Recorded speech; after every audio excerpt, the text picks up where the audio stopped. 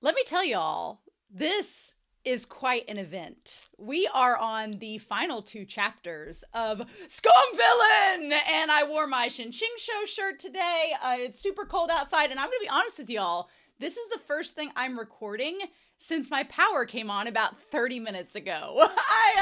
I put a post out on the community post on YouTube that 3 days ago my power went out. There was a huge ice storm that came through here. It's bitterly cold outside right now. There was a huge ice storm. There were a lot of power lines down, tree limbs down. There are tree limbs all around me that are down. Luckily, I was very fortunate and I have a gas stove, so I was able to keep my house warm enough to stay in, even though I didn't have electricity. And my parents that live about a mile down the road, they have a generator, so while their power's out, they could at least fire it up and be able to like run their sump pump so I could go take a shower, and they could get me coffee and things like that. So I've been very, very fortunate, but there is no internet as of right now. So I'm going to be editing this probably at work or if I find a hotspot to bring back, because I had to take my other one that I was using back last year back, of course. So it's gonna be a lot to get everything ready to go, but as soon as my power came on, I was like, I want to read this because we're on the final two chapters of Scum Villain. We have that to look through. We have the interview that Reiki saved for me to look through. I can finally see the other cards that Be Happy told me of the card pack. I had to wait till I was caught up to look at for whatever reason, and we have the extras that came with this. We have a lot of things to go through. But I couldn't wait. After last week's cliffhanger, I was like, I don't want to wait. And since I don't have internet technically right now, I'm going to be looking up the comments to talk to you all about for my phone. So if I'm down here messing with something, it's my phone. But yes, it feels weird that this is the last two chapters of not only Scum Villain, but the last two chapters of an MXTX series that I'm going to be seeing for quite a while. Now, here's the deal. We'll talk about this obviously more when I finish the last two chapters here, chapter 99, chapter 100, but it feels very bizarre because on the one hand, with Modao Zushi was like a buffet. It was like you were full. You had not only the donghua, you had not only the novel, you had audio dramas, you had a chibi series, you had a live action series, you had the audio dramas, everything. It was just, there was so much in Modao Zushi content, and it felt so complete that I felt very satisfied when I finished it. I was like, I'm sad that Modao Zushi is over, but I also feel very satisfied because I've had all of these different versions of it that I feel like I've gotten as much versions as I want out of it. I can go read fan fiction now if I want, or I can go back to the main stories. I felt very fulfilled. And then Heaven Official's Blessing was such a long series and such a very deep series in terms of all of the novels. And also there are the 2 seasons of the donghua that's out right now. There's a little bit of the audio dramas that are out right now. They're working on that live action. I didn't feel as satisfied ending it as I did with Modao Zushi. However, I felt very happy because I didn't feel sad. I was like, oh, well, I'm really sad that I'm finishing the novel, but I'm not sad overall because there are still all these other things to come. Like, they're still working on the donghua, they're still working on the live action, they're still doing lots of other things in motion, and the audio drama's getting reworked. I felt like, okay, well, this is not the end of Heaven Official's Blessing. There still potentially will be more things to react to later on. Scum Villain has a very weird, it's sort of anticlimactic in a way, but it also feels very sad to me because this does feel like the end, because we don't know when they're finishing season 2 of the donghua, if they are. There's not currently a live action. There's sadly not an audio drama or chibi series. So this does feel, and I don't think it's going to be definitive. I think they will maybe finish that donghua, but it may be a very long time. Hopefully not. Hopefully I can will it into existence quicker for you all. But it does definitely feel like the end. And the fact that there is not another MXTX series waiting on me, the fact that I just am doing my first poll ever for danmei Mondays is so weird to me. MXTX Mondays are going to be no longer, and it's going to be danmei Mondays, which is fine. Change happens. It's part of our existence. But it is a very weird feeling. And I was like, okay, all right. but what can we do? So we're gonna make the most of it. We're gonna look at these last two chapters, chapter 99, which I'm sure is gonna conclude this whole thing with Shang Qinghua and Mobeijun, which I have been just so encapsulated by and enraptured with. And then chapter 100 is gonna be Shin Qingqiu, our beloved peacock, and our peerless cucumber, and his puppy dog, Lo Binghe. And so we'll see what all goes on in that chapter. But I'm kind of floored that we're reaching the end of it. But as I'm recording right now, you all on YouTube are just getting into the Shang Qinghua chapters, which is great. I've loved them. And everyone over on Patreon are in the midst of them. So these comments are going to be more reflective of the Shinju chapters before it and those other chapters. But pretty much everybody's comments about Shang Qinghua so far have been like, yay! And I'm like, yes, absolutely. So let's get into this. Holy Milk. Holy Milk brought up a really interesting point that I hadn't really thought of, and I was like, wait a minute. They said that Su Xingyan, which is Lo Binghe's mom, is of the same generation as Yu Qingyan and Shin Qingqiu. And we know that because in the main story, Yu Qingyang mentions having met her at an Immortal Alliance conference as a fellow competitor once. And all the Peak Lords are of the same generation, which puts Shang Qinghua as being roughly the same age as Lo Binghe's mom. Couple thoughts about this. Couple thoughts. One, the whole thing about airplane shooting towards the sky being the father of Lo Binghe gets a weird amount of credibility from this statement. If he's the same age as Lo Binghe's mom, it's rhetorical, but it's also kind of metaphorical, but it also could technically be the case. We know it's not, but it theoretically could be. So that adds a little something to it. But also, I'm kind of weirded out by that. I don't know. I personally, being someone that's older, I can't fathom the idea of being in my mid-30s and dating someone in their early 20s. Like that 16-year age difference or more, there is so much of a maturity difference that it's just kind of like, oh. And the thing about it is, I don't view Shin Qingqiu and Lo Binghe as weird because Shin Yan is younger in reality, and he's more closer to Lo Binghe's age. So it's more digestible, I think, if you had that situation where, okay, Shin Yan and Lo Binghe, more digestible, they're closer in age, that makes more sense. But if anybody ships like the OG Shin Qingqiu and Lo Binghe, I'm like, it's not my cup of tea. That age gap is too big. And especially for Lo Binghe being so young when it started. But with it being Shin Yan, I think it gets a pass. It just is kind of weird to me that Shin Yan's stuck in a body of someone that's the same age as Lo Binghe's mom. It's weird. But I'm okay with it because it's Shin Yan with Lo Binghe and not the OG Shin Qingqiu. So thank you for pointing that out. Awesomely Cinderay says, listening to these chapters and the comment that blamed Lo Binghe's bad behavior on his demon side, it made me wonder if MXTX meant there to be more of a culture clash between humans and demons. There are hints of it, but if she was trying for that, I don't think it was developed enough. Like showing Lo Binghe actively struggling between his demon instincts and human ones, I honestly feel like I would have enjoyed his character much more if she had done that. Yes, I'm going to talk about this at the very end of the story when we're in the discussion, but there, to me, one of the biggest things I can fault Scum Villain on is that there are so many opportunities that she had to develop characters in certain ways that I'm like, girl, if you had just given yourself another volume, you could have done so much. And I don't believe it would have been selling out if she'd done that. I think that she's trying to keep it within the certain parameters, sure, and to make it a parody, sure, but it feels like such a disservice to Lo Binghe, for example, because yeah, I was expecting by the end of volume 3 for there to be more development. I was expecting more with Mobeijun, with the demons, with Sha Hualing, with Lo Binghe, with Tianlongjun. I was expecting so much more to be fleshed out. And I know that some of these extras do that for Mobeijun, and they do that for Tianlongjun, but they don't do that for Lo Binghe. And I was like, I was waiting for that. And I really wish there had been more of it. So I completely agree. Ellery Bell says, I think the core issue with Scum Villain self-saving system is this. MXTX seemed to be writing a thesis on two ideas. One, that making it gay is enough to avoid harem tropes and make it moral since it's just men, and we'll talk about that more in a second. And two, that a story should be told in under 100 chapters, with anything longer being a sellout. I don't understand the thing of that. I mean, I think the issue with Airplane Shooting Towards the Sky, in my opinion, wasn't that the story was so long. It was that Airplane was not doing their own thing, but adhering to everyone else's suggestions and catering to their audience rather than writing the story that they wanted to tell.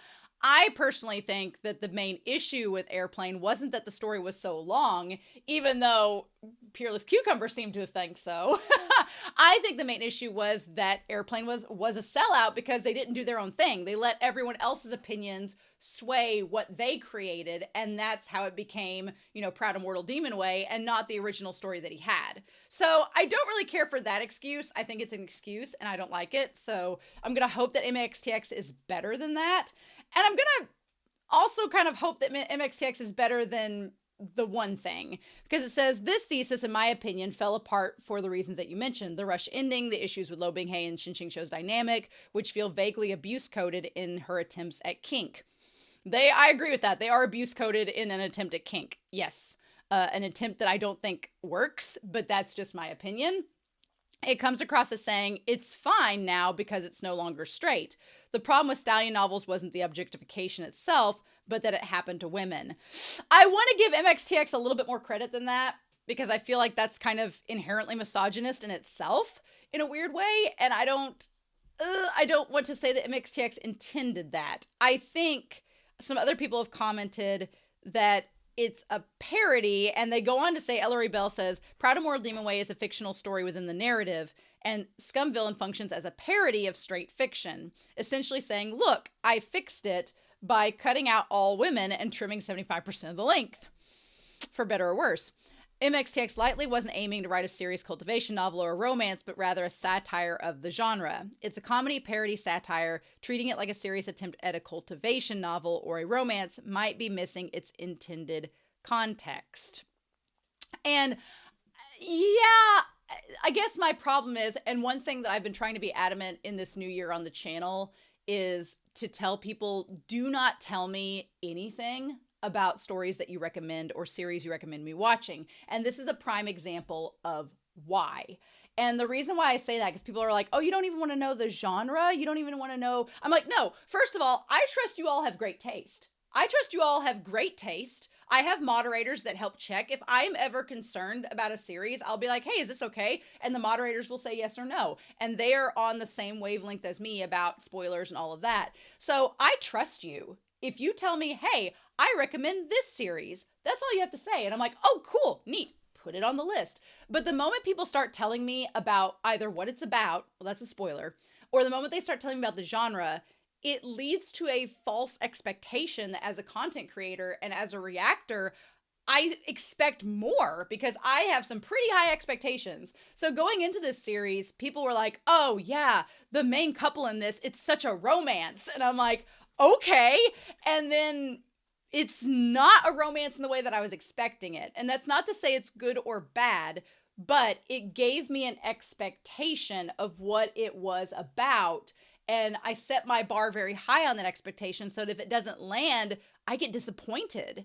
And then it obviously affects my reactions. So that's why I'm like, just don't tell me. Let me figure it out as we go. And then at the very end of the story, like now, you can be like, well, it's actually a parody and a satire. And it's like, right, yep, that all makes sense. I feel like sometimes that I don't know if certain viewers just don't have faith in content creators that they can figure it out. And I'm like, y'all, I got a graduate degree in rhetoric and composition. I know how to identify genres. I promise you, I know some media literacy. I'm not just Joe Blow, off the couch being like, I think I'll watch an anime today. No, I got some background. Don't you worry. Your girl's got some education behind her. So I just have faith in me and I'll get it. But I don't know. I definitely think MXTX was making this a parody of the straight heterosexual stallion novel. And I get that. I just feel like personally to me, there's a lot it misses the mark on. But we have 2 more chapters left to go, and I'm not ready to talk about that yet. But I definitely agree. Ellery Bell also says that chapter 93 of Scum Villain is one of the strongest pieces of evidences for this theory. Scum Villain is essentially a fanfic of a non-existent novel, Proud Immortal Demon Way, and it's meant to be read like one. Which, there are some sex scenes that read worse than some fan fictions I've read, so hopefully that was what MXTX was going for. The character interview trope was super popular in the AO3 fanfiction.net scene around 2014, and this chapter was published around that time. Well, thank you. That makes a lot of sense of why it was in that style. In the earlier chapters, when Shin-Yan asks the system, "Did you previously work in Harry Potter's world?" the reference always made me think that Scum Villain draws inspiration from fanfiction tropes, including the big ships like Drarry, which is Draco and Harry. Drarry has a similar dynamic to Scum Villain, to Shin-Ching-Cho and Lo Binghe, and is another gay ship that came out with a story with a subpar, semi-forced heterosexual love interest, much like Binghe and his harem. Wow, I hadn't thought about that, but yes, honestly though, Drarry, I'll be honest with y'all, I appreciate Drarry, but I was not a Drarry shipper when I read Harry Potter, if I'm being honest. I always thought have Harry and Draco as rivals, but I never saw them as the gay ship. That was not me. Now, Remus and Sirius. Remus and Sirius, oh, we're most definitely a ship, werewolves and such. I was totally into the Remus and Sirius. And then they gave Remus Tonks, which or whatever. Which was fine. I like Tonks too. But I was definitely a Remus, and I was like, oh, well, I guess you can date his cousin. Sure. But I was not a Harry and Hermione shipper. No. It was Harry and Luna. Harry and Luna had so much potential. Harry and Luna were set up. There was so much potential there. And then J.K. Rowling's like, oh, what? And I'm like, you're insane, ma'am. And she is. But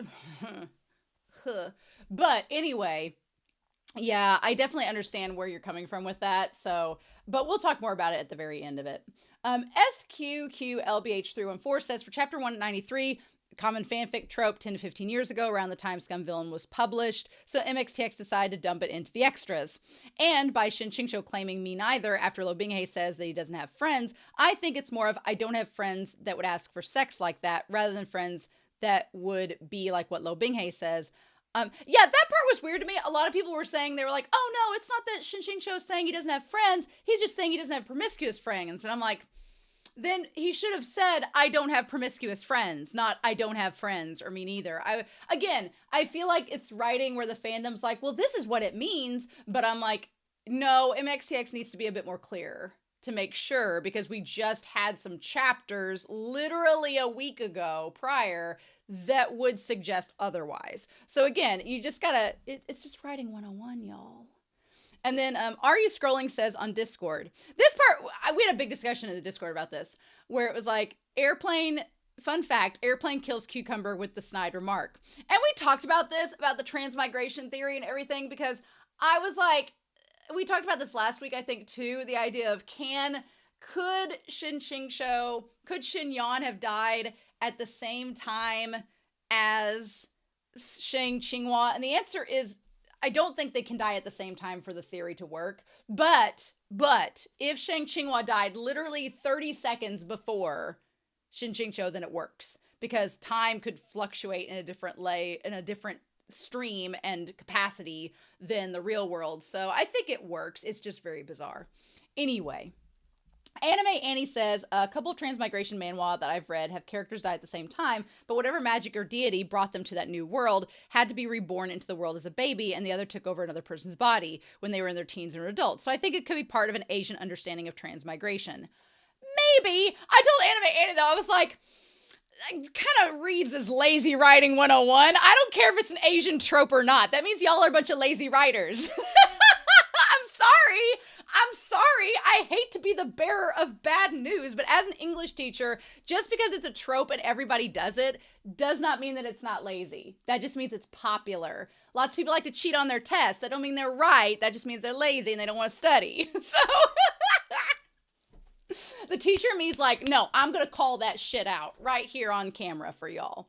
Basically, Anime Annie says, I imagine the two transmigrating at the same time being like them going through the vortex a la Doctor Who, an airplane shooting towards the sky got ejected in the new world at a different point in time, whilst Shin-Yan, Peerless Cucumber, continued through the time stream to end up in the older Shin-Ching-Cho's body. Now that would make sense. That, if you want to do all timey-wimey, wibbly-wobbly, and again, if Shang Xinghua came into the transmigrated world, even if it was like in our time, a second before Shin-Ching-Cho, time can fluctuate and go at a different pace here. That makes all the sense. I am not above that at all. That all works. I'm okay with that, but yeah. Everybody was trying to tell me like all about these tropes, and I'm like, yeah, right. But we all know as readers that sometimes just because a trope is done a lot does not mean it's a good trope. Oh, fun times though. But yes, God, I've talked for 20 minutes. I have been so excited to dive into this final set of chapters. The fact that one of them gets to be about Shang Qinghua and Mobei-jun. When we last left off, Mobei-jun was staying behind for 7 days in this cave, and Shang Qinghua was going to leave to potentially leave and go back to the real world because they got a chance to do so. And then they saw somebody going down to talk to Mobei-jun, thought it was weird, and it's like, I'm going to follow them instead. And we all know how this song and dance is going to go, but we're going to see if there's any surprises along the way. And then we have the last chapter with Shin Ching-cho and Lo Bing-hye, so we'll see about that. We'll see about that chapter. But in any case, I'm super excited, y'all. Thank you for following me along with the story. We'll talk more. Huckleberry's so excited for me. He's like, the lights are back on. What? But we're going to examine this chapter here, and we're going to do that here in 3, 2, 1, and let's dive in. Chapter 99. Once the guards had been sent out of the underground ice fortress, it had been emptied of all demons. Mobei-jun doubtless thought Shang Qinghua had obediently gotten out, and thus didn't expect him to turn back. So by the time that Shang Qinghua returned to the hall in front of that sleeping chamber, he had not yet been discovered. He stopped there and shimmied up a pillar so giant it could be encircled by 3 people onto the ceiling rafters. Oh, he shimmied on up like a little cockroach and found a spot from which he definitely wouldn't be seen, where he sat down. Clever, clever girl. Although he definitely couldn't be seen by the people below him, he couldn't see them either. What are you doing here? Mobei-jun asked in a cold and placid voice. He sounded like he was forcibly suppressing his anger. The next voice was that of an unfamiliar young man who spoke with a smile in his tone. My nephew is ascending to the throne. I came for a cup of celebratory wine. Is there something unacceptable about that? So it's his uncle. Interesting. Mobei-jun didn't answer the question. He snorted once and replied only after a long pause. What celebratory wine is there to drink? Well, after these 7 days, you'll be the real Mobei-jun, said the other voice. Isn't that something worth celebrating? Shang Qinghua knew both who this was and which plot arc, delayed after the original plot had been thrown into disarray, was now unfolding. Oh shit, Mobei-jun's in trouble. The uninvited guest was Mobei-jun's uncle, Lingguang-jun. And the one who lay in the sleeping chambers ahead was without a doubt the father whom Mobei-jun had only seen a handful of times since his birth. His body, that was. What are all these things about these dads? Did Shang Qinghua have some unresolved father issues? Because there seems to be a lot of father issues in this story. I'm just saying. According to the original outline, after the reigning head of each generation of the Mobei clan died, they passed 7/10 of their martial aspect to their next generation successor. Mobei-jun was at an extremely critical juncture. But, as Shang Qinghua had written in the original work, Lingguang-jun was using this precise occasion, the most critical and final day on which Mobei-jun was digesting the martial aspect, to launch a sneak attack. Because Mobei-jun had been lawfully determined to be first in the line of succession, Lingguang-jun had no claim to the martial aspect, and stealing it outright would have been useless. Illegal was illegal. The ancestral lines wouldn't acknowledge him. However, if Mobei-jun died after he officially ascended to the throne, Lingguang-jun would be the only remaining descendant of the Mobei bloodline. So, when that scheduled time came, the recipient of his 7/10 of martial aspect couldn't just kick back and relax. In the original work, Bing-hye was by Mobei-jun's side during this, acting the part of the wolf in sheep's clothing and lending him a hand along the way, then undercutting the Mobei clan after Mobei-jun ascended to the throne, as was only to be expected. But now, Bing-hye had haired off to shamelessly torment his Shizoon. Come on, how could he have the time to bother with this? So the person Mobei-jun had brought him to help was Shang Qinghua's useless-ass self! Shang Qinghua despairingly pulled at his own hair. Oh, my king, you! What did you bring me for? I can't lift a hand. I can't carry your burden. How am I qualified to protect you? For this sort of life and death situation, you should obviously find a trusted confidant, your most impressive ally. So what if you had no more hope of scraping Bing-hye off his Shizoon than you did of scraping burnt caramel off a pan? At least you could borrow a few thousand black armored generals for him. No matter how desperate you are, you can't call on me other than to make tea, carry water, wash clothes, and fold blankets. Exactly which of my other skills am I not amateur at best? Oh my God, I love that he just went back to being like, at first he didn't want to acknowledge that those were his skills. He was good at espionage, and now he's like, no, those are my skills. Exactly which of my other skills aren't amateur at best? Without the aid of the inextinguishable halo and plot armor Shang Qinghua had personally bestowed upon the male protagonist, at that fatal moment in 7 days, Jun would. Yeah, if Lo Binghe isn't around, he's going to die. You didn't bring a single person for this important occasion? Asked Ling Guangjun. Jun was silent before he coolly replied, I didn't. Ling Guangjun tittered, oh, you did, didn't you? I saw. When I arrived, I encountered someone walking out. It was that Onding Peak Lord who said to follow you. How did he anger you? He'd been beaten into such a state. And here I heard these rumors that made me thinking that your temper had changed for the better. For a long time, no one spoke. Your uncle was only asking. Why are you looking at me with such an antagonistic expression? Ling Guangjun's voice was all smiles again. I want you to leave, Jun said bluntly. You're hurting this demon's feelings. Unfortunately, our clan has no rule to prevent others from observing the secession ceremony. What's more, I am your father's younger brother. If not for you, the one standing here today waiting for the inheritance would certainly be me. Jun seemed to know he wouldn't be able to drive Ling Guangjun away, and he said no more on the topic. Ling Guangjun, on the other hand, was immensely pleased with himself. He didn't check his mirth in the slightest.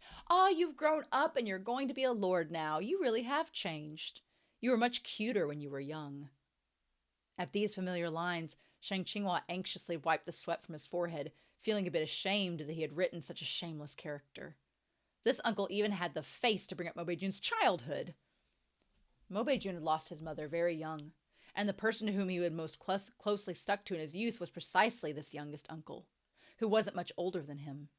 However, because of some conflicts and emotional disputes between the older generation of brothers, Ling Guangjun hadn't been quite able to begin liking this new nephew of his. One time, when the other demons weren't paying attention, Ling Guangjun had coaxed this obedient little nephew out the gate and thrown him into the human realm. He'd let a mob of cultivator thugs give chase to the little demon, who hadn't understood a thing and lost his head out of fear, falling every few steps as he fled. Those thugs had frantically hunted him down for days and days. At the time, developmentally speaking, Jun had been roughly equivalent to a human 4-year-old child. If, after about 10 days, his dad hadn't suddenly realized that his son hadn't been following his younger brother around for quite some time and hadn't casually made a few inquiries, Jun might have been locked up in the Huanhua Palace water prison until he simply died of fright. To a demon of that age, being surrounded by shouting crowds of humans was like being surrounded by flesh-eating, blood-drinking monsters. Imagine a human 4-year-old child getting captured and imprisoned in a nest of demons. Their reaction would be about the same. The former Jun's head was empty as a basin, where the basin was that of a Sichuan basin. Either way, his son was stolen back in the end, more scared than hurt, and certainly not dead, so he didn't really pay the incident much mind. He scolded his brother a bit and then told him to keep getting along well in the future. After Jun was retrieved, messy-haired and dirty-faced, he never again spoke to his formerly favored uncle. As his age increased, he grew more and more severe, until he was, in the end, unwilling to speak to anyone, and held a deep abhorrence of any kind of betrayal. Well, that explains a lot. That explains why he's like that. That explains his upbringing and why he's like that to Shang Qinghua and why he's like that to humans in general. MXTX, this is just like Trauma, the book. Everybody's got generational trauma, but why? As Shang Qinghua mentally reviewed the melodramatic backstory, and he wrote it, of the aloof young... way to trauma dump yourself onto all your characters, Shang Qinghua. Really? He did some self-reflection. He mainly reflected on whether the demon race's cold and apathetic nature, which he himself had established, had been too inhumane.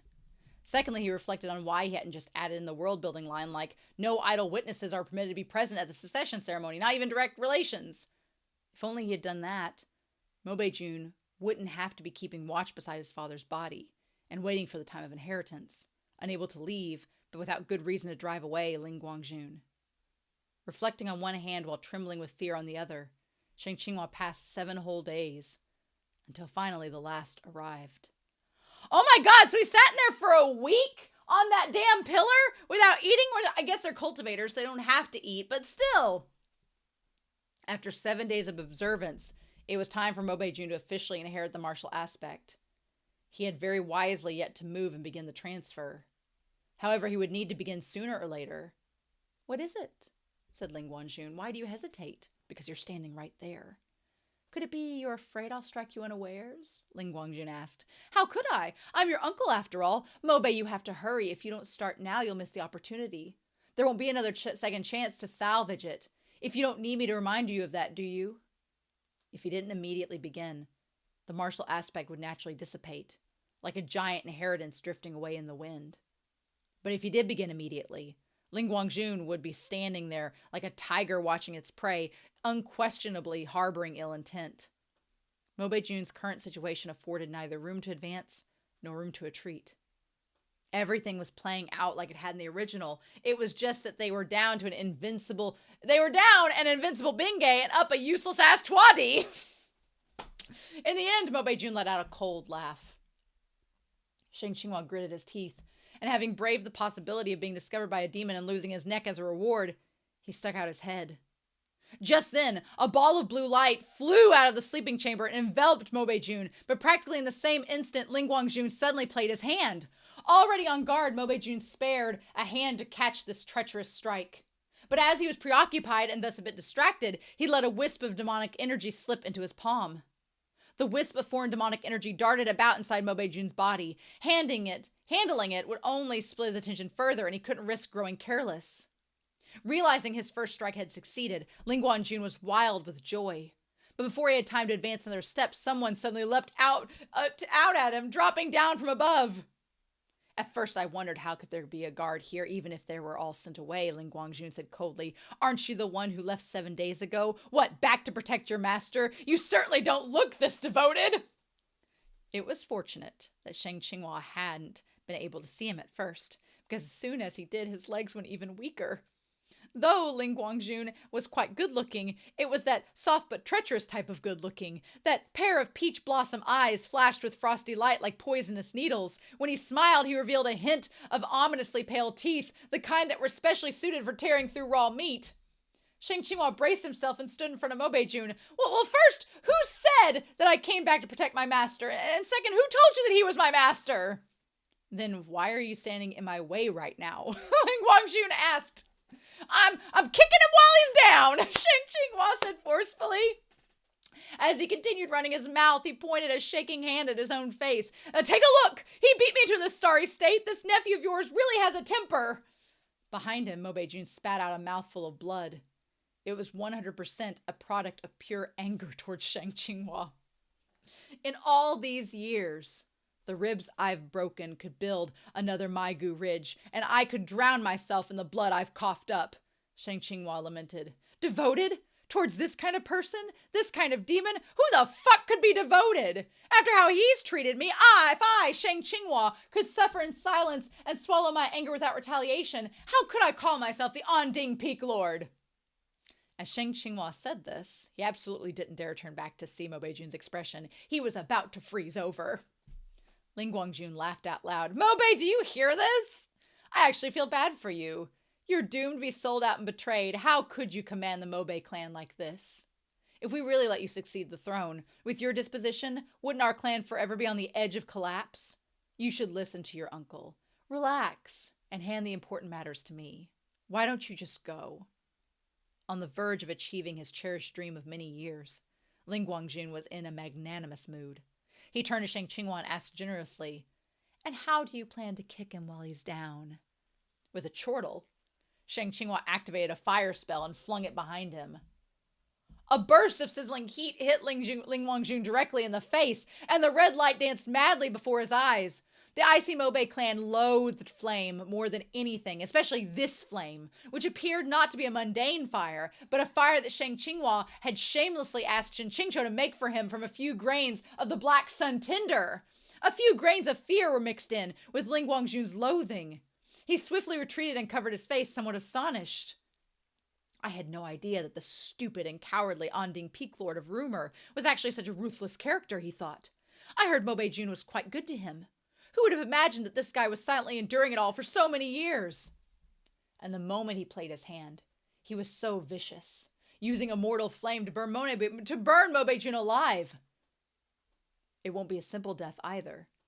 This fire would probably burn him straight to ashes.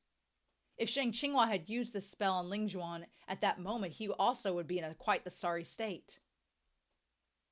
He shuddered to think that the human might still have a few grains of that fearsome tinder, but whether he had them or not, Mobe-jun had no hope of survival. However, once Ling Guangjun was certain in his calculations and straightened his posture to look, he was instantly enraged. Mobe-jun hadn't been devoured by the raging inferno. Instead, he was shielded between the clusters of flame. Oh, I was like, we would have thrown it at Mobe-jun, so why? What? Shang Qinghua hadn't thrown his handful of tinder onto Mobe-jun's body. He had drawn a large circle of approximately 10 square meters around him. The leaping and dancing black sun immortal fire encircled the two within it. Though Mobe-jun couldn't exit the circle, neither could Ling Guangjun enter. If he attempted a long-distance attack, the fire would melt his ice spells. And when he examined it again, this didn't look like an attack spell at all, but rather a protective circle. As he realized that he'd been tricked, Ling Guangjun's face darkened. The vicious, demonic energy that Ling Guangjun had slapped into Mobe-jun was still running rampant through his entire body and causing him trouble. He had fallen to one knee, face alternating between green and white, unable to spare the effort to give anyone a single glance. Shang Qinghua circled him, flustered, but he couldn't assist. At a distance, Ling Guangjun paced around the circle of black sunfire, sneering as he walked. I misspoke earlier. You're far more than devoted. You're practically faithful to the core. You're willing to come back and throw away your life for this disappointing nephew of mine. But I wonder, how long can your circle last? Those words jabbed Shang Qinghua right into the sore spot. He had thrown all the tinder Shen Qingqiu had given him in one go, leaving not a single spare splinter. He squatted by Mobe-jun's side to frantically, but rather uselessly, cheer him on. Oh, my king, did you hear? He wants to kill me. Your uncle wants to kill me. You have to digest it faster. I really don't know how long this circle is going to last. Suddenly, with a giant crack of splitting stone, icy dust and frost fluttered down from overhead. Shang Qinghua lost his footing and he swayed a couple of times within the leaping flames. Only then did he see Ling Guangjun remove a hand from one of the pillars in the corridor. You thought that if you didn't come out, I'd have no way to get you, he asked. He planned to collapse the ice fortress and either crush Mobe-jun to death or bury him alive. An ominous web of cracks snaked up the ice pillar. With Ling Guangjun's second strike about to hit, Shang Qinghua said hurriedly, "Oh, go, coming, I'm coming right now!" So, like a long-suffering frog jumping into a deep fryer, he slowly hopped out of the circle. Once he was out, he had no hope of getting back in. Agile as a specter, Ling Guangjun grabbed him with one hand. What's the use of you coming out alone? Withdraw the fire! In fact, Ling Guangjun was also a touch flustered.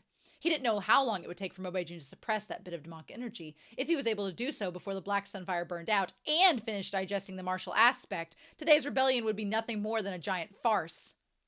I only know how to set fires, not put them out, said Shang Qinghua. Then make him come out. Well, my lord, look at the state of him. Even if he wanted to, he couldn't move. Ling Guangjun sneered, putting his hand on Shang Qinghua's solar plexus. Then say, he said amicably, if your heart were to start freezing over, would he have the sudden impulse to come out? If that kind of thing can be broken through on sudden impulse, I recommend my lord try having a sudden impulse to see if he can do just that, and he couldn't get out another word. Ling Guangjun quietly hummed an ice spell, his tune cheerful yet malicious. Mobe-jun, your uncle really didn't expect you to have a dog who refused to betray you, even in these circumstances. Wouldn't it be a pity if you were to lose such a good hound? Near his heart grew a field of ice and snow. Shang Qinghua, lips turning purple, raised his hand. Lord, speak. If you're going to freeze my heart like this, I can't scream aloud. It doesn't sound miserable enough. You wouldn't get the sudden impulse that you would want from him. I advise you to hit me instead. I promise I'll do my best to scream and scream very miserably. Oh, but I'm very heavy-handed. If I can't control myself and beat you to death, what then? It's no problem. I can take it. I'm used to it after suffering your nephews before he could finish speaking. Shang Qinghua personally experienced how heavy Ling Guangjun's hands could be. He didn't use demonic energy, preferring to rely entirely on physical strength to attack. However, Shang Qinghua clearly heard the sound of his every broken rib, as well as the sound of his throat hissing like it was leaking air after spitting up too much blood. As his back teeth started to faintly loosen, Shang Qinghua decided that compared to his uncle and the other demons, Mo Beijun was a goddamn fucking gentle, even amiable, practically a little angel. The longer he dragged this out, the more Ling Guangjun's impatience inched towards fury. He stepped firmly on Shang Qinghua's back and reached up one of his arms, grinning savagely. Didn't you promise you would try your best to scream very miserably? And yet your mouth is so secure that you haven't let out a single sound. This position had some extremely bad associations for Shang Qinghua. He hurriedly spat out a bubble of warm blood held in his mouth and screamed with great sincerity. Ling Guangjun hummed, not bad, it's a pity, but that's still not miserable enough. I'll help you out. From Shang Qinghua's shoulder came the terrible pain of flesh and tendons ripping. He opened his mouth, letting fear drown him, but he found he couldn't make a single sound. Yet this pain didn't develop into an unsalvageable outcome. Suddenly, the arm that had been yanked behind him drooped limply down. A corner of a deep blue robe flapped in front of him, its collar billowing with wind and snow. Mo Beijun had caught them off guard, diving out of the fire circle to land a palm squarely on Ling Guangjun's solar plexus. After being waylaid by this strike, half of Ling Guangjun's chest collapsed. Demonic energy streaming out of it like a giant hole had been punched through his whole body. His heart chilled. This youngster's prior ability and the power in that strike could not be spoken of in the same breath. The delay had been long enough. Mo Beijun had absorbed all the martial aspect the Mobe clan had passed down over generations. On top of that, he no longer feared the Black Sun Immortal Fire. He had leapt straight through it. Though Ling Guangjun was full of dissatisfied resentment, he was by this point likely no match for Mo Beijun. He could only hurriedly use ice to seal his own wounds, transform into a stream of black wind, and steal out of the ice fortress. Shang Qinghua, lying with his face pressed to the ground, didn't see any movement for a long while, and no one came to help him up. Is he mad? He mourned internally. No matter how you look at it, I was beaten to a pulp for you, and you're not even helping me up. This is just inexcusable. Then he heard a heavy slam. Grimacing in pain and with uncomparable difficulty, Shang Qinghua turned over. Mo Beijun had collapsed too. Two figures, fallen in different postures besides a raging circle of fire, lay quietly collapsed like dead NPCs. Shang Qinghua finally realized that Mo Beijun most likely had in fact not finished absorbing his clan's martial aspect, nor had he suppressed Ling Guangjun's demonic energy. Moments ago, he really had been taken by a sudden impulse and fought with all his strength to scare Ling Guangjun away at the last moment. Now Mo Beijun had exhausted his final ounce of energy and had moreover been roasted to a crisp by the terrifying black immortal fire, so he had collapsed like a dead NPC. Though Mo Beijun was lying straight and stiff on the ground, unable to move even a finger, his eyes were still forcefully glaring at Shang Qinghua. Under that stare, Shang Qinghua was no longer able to continue lying there at ease. He could only open his mouth to say, that is, my king, don't struggle, just lie down and slowly absorb it. The combined power of lords accumulated over generations isn't the sort of thing you can swallow down in a single gulp. That gaze didn't subside in the least. Shang Qinghua's heart pounded like he was being showered with a rain of needles. He finally managed to catch his breath and sit up, already trembling like a Parkinson's patient. Oh my God! Now Mo Beijun would finally have to listen to him. He took a deep breath. My king, in fact, in the first place, I didn't want to leave at this sort of time. I really don't know that it just so happened to be at the key moment when you were about to succeed your father's position. Why didn't you tell me about it earlier when it was something so important? Mo Beijun used his expression to say, kneel down, cry, and admit you were in the wrong, and then I'll pardon you. The corner of Shang Qinghua's mouth twitched. To tell you the truth, you shouldn't have brought me, he continued. I can't do anything at all. I can barely serve as a punching bag for you to beat up from time to time, and you saw me just then. I was thrashed this badly and only bought you a bit of time. But you seriously injured your uncle, and he probably won't dare come back again. You're almost done digesting it, right? So I'll leave first. Mo Beijun's expression had eased a bit, but upon hearing this last sentence, cold light beamed from his eyes. You're still leaving? You dare? Having suddenly been bellowed at, and still hurting from head to toe, Shang Qinghua was overcome with rage. He slapped the ground and yelled, What? Don't I dare? As one would expect, this strike couldn't scare Mo Beijun, and it only made his own shoulder and arm explode with pain while white stars burst in his eyes. Either way, Mo Beijun couldn't move a limb, and Shang Qinghua grew bold in his fury, pointing at him. I'll tell you the truth then. I've endured you for too long, you pampered, spoiled young master, you vile-tempered demonic second gen. This was a monstrous degree of audacity. Mo Beijun's face was full of disbelief. But Shang Qinghua's many years of accumulated grievance continued to spew out of this moment with the power of an arcing rainbow. You saw that I had a good temperament, that I was easy to push around, that also my cultivation was lacking, so I was fun to satisfy and torment, right? You thought I was really what are you looking at? You gonna argue with that? I'm your dad. Call me daddy. I was just indulging you. Go on and try this with someone else, huh? Bingay would beat you to death, and the original flavor Shinchingcho would shade you to death. No one likes getting beat up every day, and no one would actually be all cheery after getting beat up every day. I'm not actually a dog. Even with a dog, you kicked it twice a day, given enough time, it'd learn not to bother with you anymore. The fact that he just called him daddy, and that I'm your daddy, oh my God. Oh my God. Mo Beijun said, do you want to die? Under these circumstances, the intimidation factor of these words hadn't suffered a huge value and loss. I don't, said Shang Qinghua. And not only do I dare leave, I dare do other things. Would you believe it? This pickler will right here, right now, beat you back for every time you beat him before. You, Mo Beijun said angrily? You what? You dare? Again? I'll tell you what right now, I really do dare. Come at me! With this, Shang Qinghua rolled up his sleeves, eagerly shaking a fist in front of Mo Beijun's ashen face. Cold blades shot from Mo Beijun's gaze, but Shang Qinghua wasn't frightened in the slightest. His fist swung in a strike straight towards Mo Beijun's head. On instinct, Mo Beijun averted his face, only to feel the skin of his cheek tighten.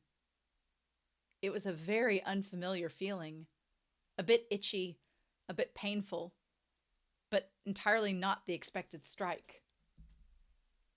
Two of Shang Qinghua's fingers had pinched his cheek on one side and forcefully pulled. Well, how's that? Does that hurt? While pulling, he thought, this is not what I was fucking thinking of doing! Beat him, yeah, beat him while he can't move, tugging on his face and letting him off with just that. Oh, no wonder how you look at it, I'll be getting the short end of the stick. But there was nothing to be done. Sure enough, Shang Qinghua still couldn't bring himself to beat that face. Cheek being pulled as it was, Mo Beijun's words were unclear, but he persisted to say, you're done. Shang Qinghua cackled. You have backbone. You can still threaten me at this state. Daddy admires you. Oh my God! Oh! I was not expecting this! Oh! His other hand joined in, pinching the other side of Mo Beijun's face.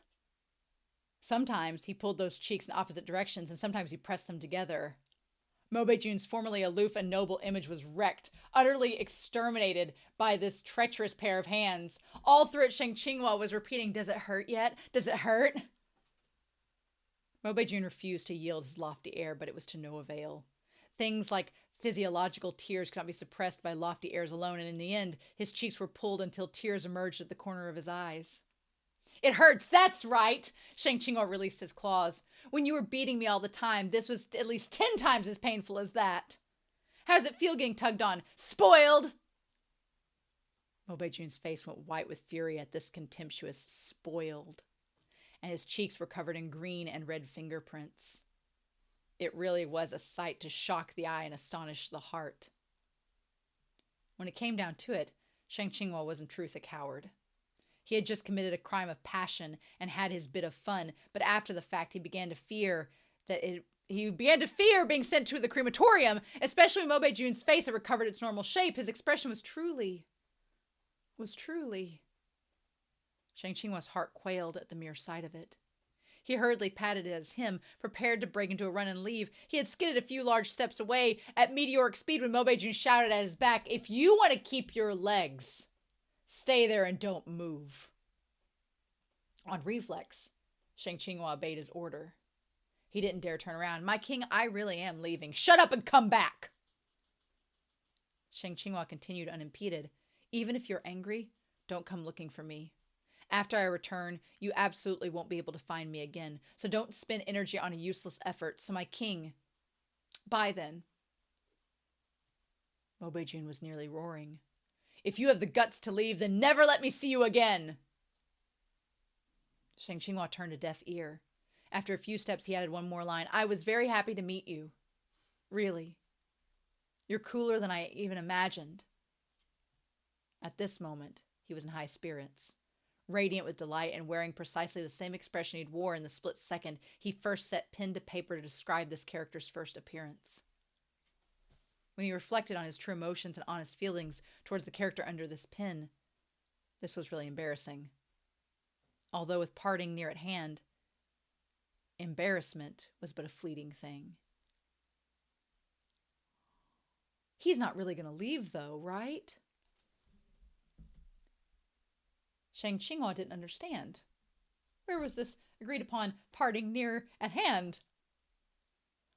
Why was it that it had been a whole month since the system released the return home function, and yet he was still idling his life away in the world of Proud Immortal Demon Way? Every time he poked open the system and faced the red and green yes, and maybe next time, he consistently ended up spacing out and then clicked the button on the right and closed the interface. Next time on top of next time, just a whole bushel of next times. Shang Qinghua blamed this on chronic procrastination. All that is evil, thy name is procrastination.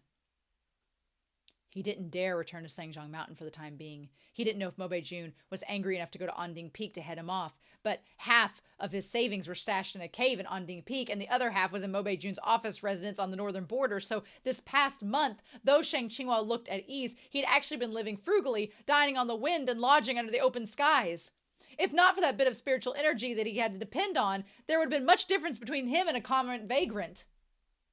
After wandering for nearly a month, he unexpectedly ran into a certain master-disciple pair while they were enjoying a leisurely scenic tour around the world. After realizing who they were, Shang Qinghua couldn't resist rubbing his eyes. After half a minute, he finally confirmed that the young man in plain cotton clothes, still dignified of comportment while carrying a fishing rod and hefting a basket of fish, was Lo Binghe. And after another half a minute, he confirmed the other, who persisted in putting on his poser act of refined immortal airs to the very end, even while carrying boxes of food to deliver his own meal, was immortal Master Shin, Peak Lord Shin, Shin Qingqiu. "You're here doing this cheerful, romantic, cottagecore roleplay while you just left Mo Bei-jun alone in the demon realm and made me force myself to step up? How tragic my fate!" Grumbling to himself was one thing, but how should he put it? Seeing these two made him very happy still, especially because he hadn't eaten a full meal for days. Don't complain about an immortal cultivator like him still caring about things like eating a full meal. The comments section had roasted him enough. He wasn't from Kujing Peak. He didn't play around with an Idia. As their cottagecore life had been disturbed by someone for no good reason, Lo Binghe naturally had no good looks to bestow upon Shang Qinghua. On Shin Qingqiu's behalf, he wouldn't show it on his face, but when after exchanging a few greetings, Shin Qingqiu told him to go sit down inside, Binghe's expression still darkened. These two had quite sentimentally built a small bamboo house in a location between the Jade Waters and Green Mountains. The longer Shang Qinghua sat, the more he felt that these two really were quite well off. As he lounged on a rattan chair, he said, "Well, this house isn't bad." Shin Qingqiu waved his fan. "Why don't you consider who built it? Could it be bad?" Shang Qinghua thickened his face, shameless. "Your days truly have been much more comfortable than mine. Would it be possible to let me catch a whiff of Cucumber Bro's fortune and enjoy a touch of this carefree life for a while? It's most unfortunate, but you've come at a bad time. We were just about to eat. You're too kind. Arriving early can't beat arriving on time. I see I came at just the right one. Well, I'll see how your food is. And with that, he rose and walked to the door of what he suspected was the kitchen, where he lifted the curtain. Lo Binghe was wearing a light black robe, his sleeves rolled high and his expression severe. He was currently kneading dough. He was all grim concentration, with 2 patches of white on his face and a bit of flour on his eyelashes, like he was pinching and pulling in his hands wasn't... Oh, like what he was pinching and pulling in his hands wasn't a ball of rough dough, but a scroll containing his grand ambitions to unite all the realms. No. Shang Qinghua felt like his guts were splitting open in dismay. The protagonist he had created, the Binghe who was emanated pure tyranny as he conquered the multitudes of stallion male protagonists, was kneading dough, making noodles ad infinitum. This really was an indescribable fright. Shang Qinghua silently retreated in defeat. He sat at the table and reached out to find a cup of tea and drink and drown in that fright, but it was fished back by Shen Qingqiu. Mine. Shang Qinghua's heart was still palpitating. Do you have a second cup in this house? What's wrong with letting me use it? Shen Qingqiu pointed at the kitchen. Well, you know well there isn't a second cup, so it's also his. Shang Qinghua was silent. You dare to use it? If you would, I'll give it to you. Shang Qinghua's hands changed from pulling to pushing. Your Honor can have it all to himself. Unfortunately, I cannot partake. Binghe continued to cook while the two chatted about this and that.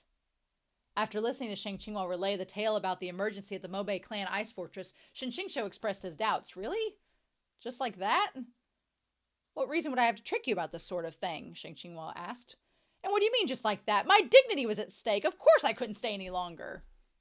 That's not wrong, per se, Shen Qingqiu thought, then said, but you never seemed like that sort of person. What sort of person? The kind who would care all that much about dignity, Shen Qingqiu said amiably. With the strength of airplane shooting towards the sky's resolve, the thickness of his face and the tenacity of his vitality, he really hadn't seemed the sort to run after a single beating from Obei-Jun. After all he'd endured all those years before, how could he have suddenly become weak and sensitive and been overcome with emotion?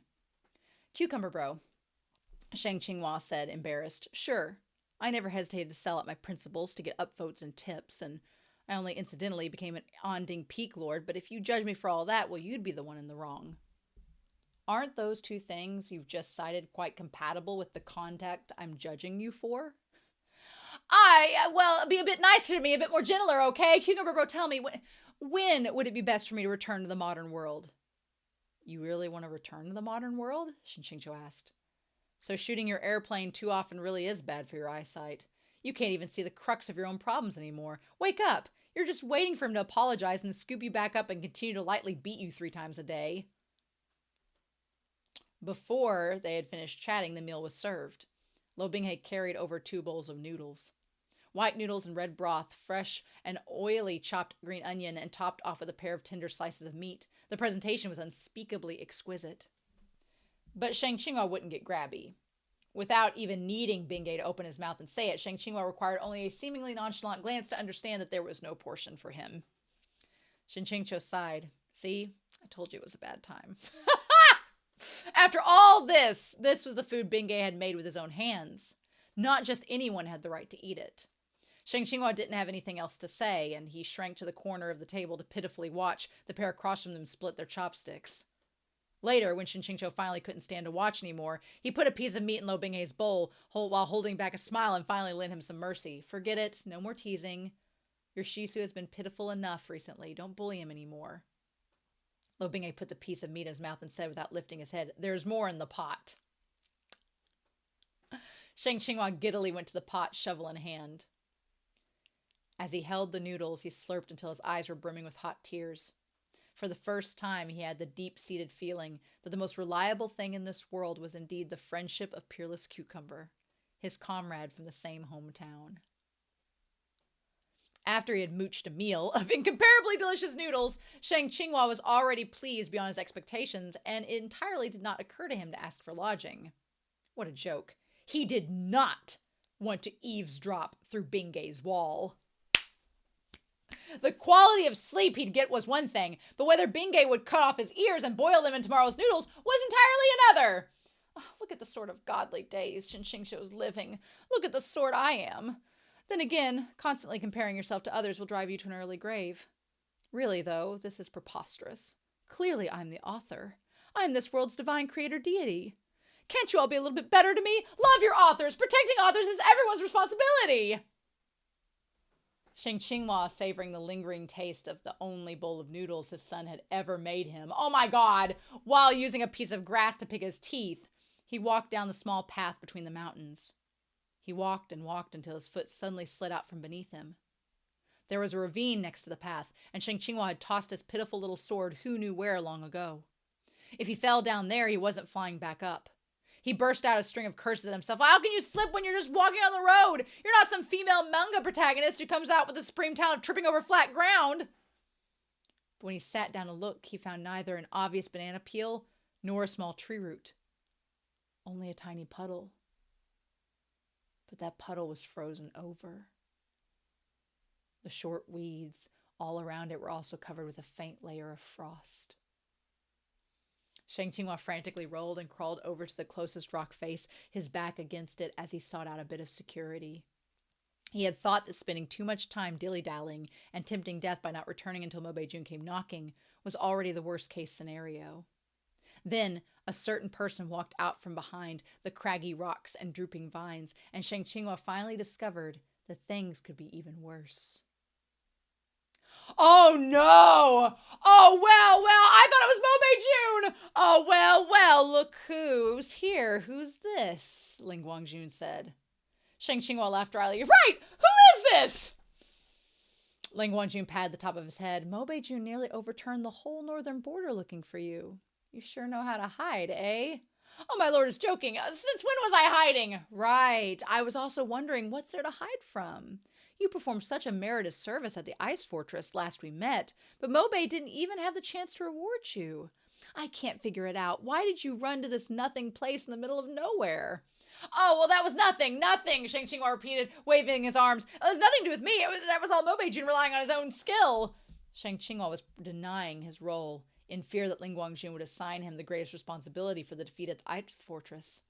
But unexpectedly, upon hearing this, Ling Guangjun's face suddenly changed, and his tone turned harsh.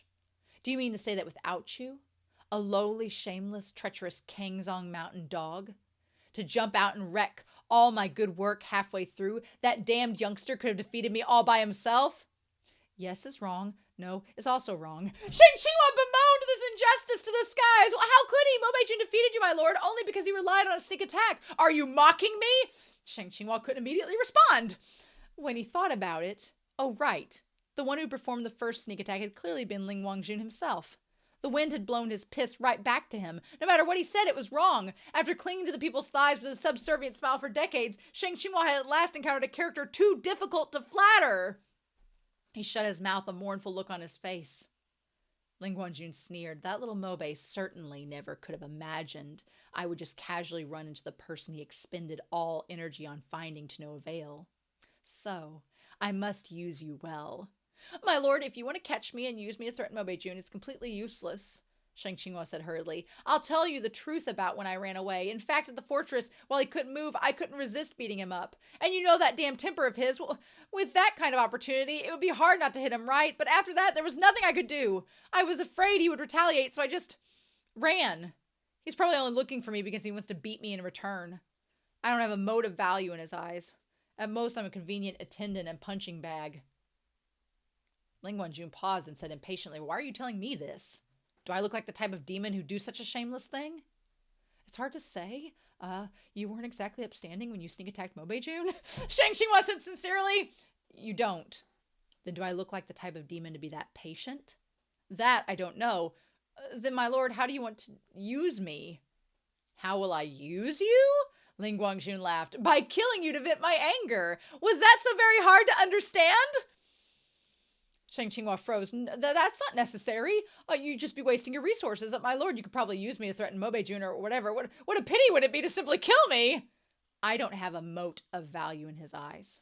At most, I'm a convenient attendant and punching bag. Who said that again?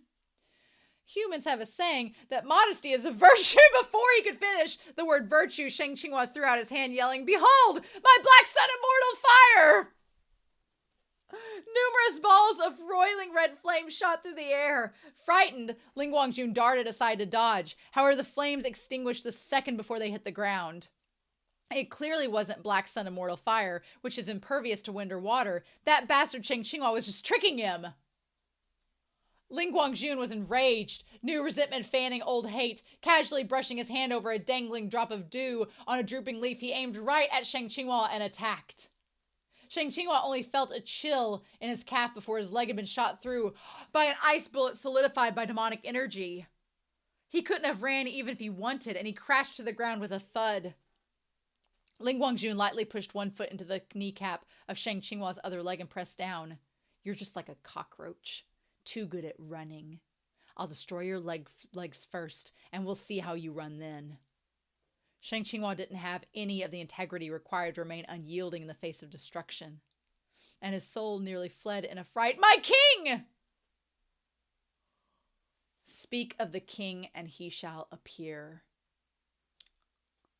An ink-blue silhouette fluttered into view like a specter. Two balls of black chi collided with a crack. Ling Guangjun clutched one of his legs, now broken at the knee, crazed with anger. "You brat! Do you have to show up so promptly? Can't you wait just a bit longer? Can't you wait to arrive until I've already brought down my heel?" With a kick, Mo Beijun broke his other knee and said coldly, "I can't." Ling Guangjun was quite strong-willed. Both his knees had been pulverized into powder. But he didn't scream.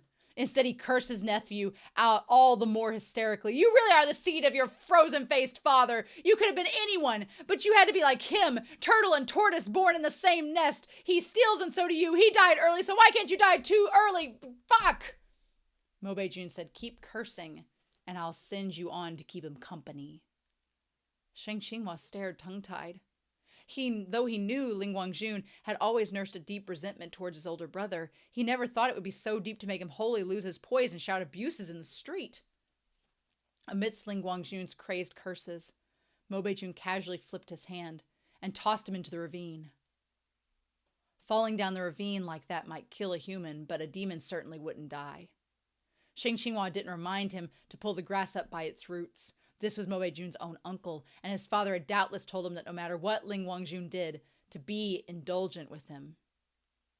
In truth, Shang Qinghua didn't want to remind Mo Beijun of anything at all. If he could let him forget Shang Qinghua's existence entirely, that would be even better. Mo Beijun withdrew his gaze from the bottom of the ravine. "Stop right there!" Shang Qinghua, dragging a perforated calf, had been about to furtively slip away, but he hadn't expected to be exposed until that shout, and he froze in place. Even a pervert caught red-handed would not have had as guilty a conscience. He listened to the sound of Mo Beijun's footsteps treading across frost and cracking ice as he walked over, and he hurriedly covered his own face. Mo Beijun seemed to be quite in the temper today. He wasn't the least bit aloof. "What are you doing?" "Didn't you say never let me see you again?" Shang Qinghua asked awkwardly. "Well, there's no way for you not to see me now, so I'll just cover my face." Mo Beijun lifted his hand, and Shang Qinghua covered his head out of habit. Silence. Mo Beijun separated his two arms and straightened them at the end of his patience. "If you let me see you do this sort of thing again, you won't be keeping your hands." There was just a hint of teeth-gnashing fury in his tone. Shang Qinghua reflexively wanted to cover his head again, but he managed to choke it down for the sake of this pair of hands, which he had toiled so heroically as they typed on his keyboard. Struggling to hold it all in, he began to shake and shake. He shook until Mo Beijun said, "Am I that frightening?" "Well, actually not really," said Shang Qinghua. "It's just that I always felt like you were going to knock me around a bit, my king. Before, the hitting and kicking, it was whatever, but now that you've officially succeeded the throne, your cultivation can't be compared to what it once was. You could make raging waves beat the shore or send stones flying to pierce the clouds with a single strike. I'm afraid I couldn't endure even a few of your hits." "Shut up," said Mo Beijun, "and follow me. Come on."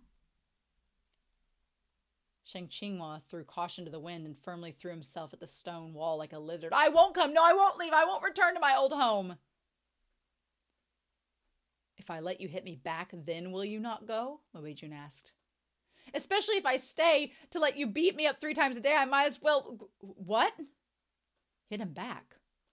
Let me hit him back. Mobei-jun is willing to let me hit back?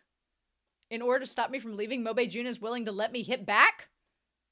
The staircase of words cycled through Shang Qinghua's thoroughly shocked brain again and again.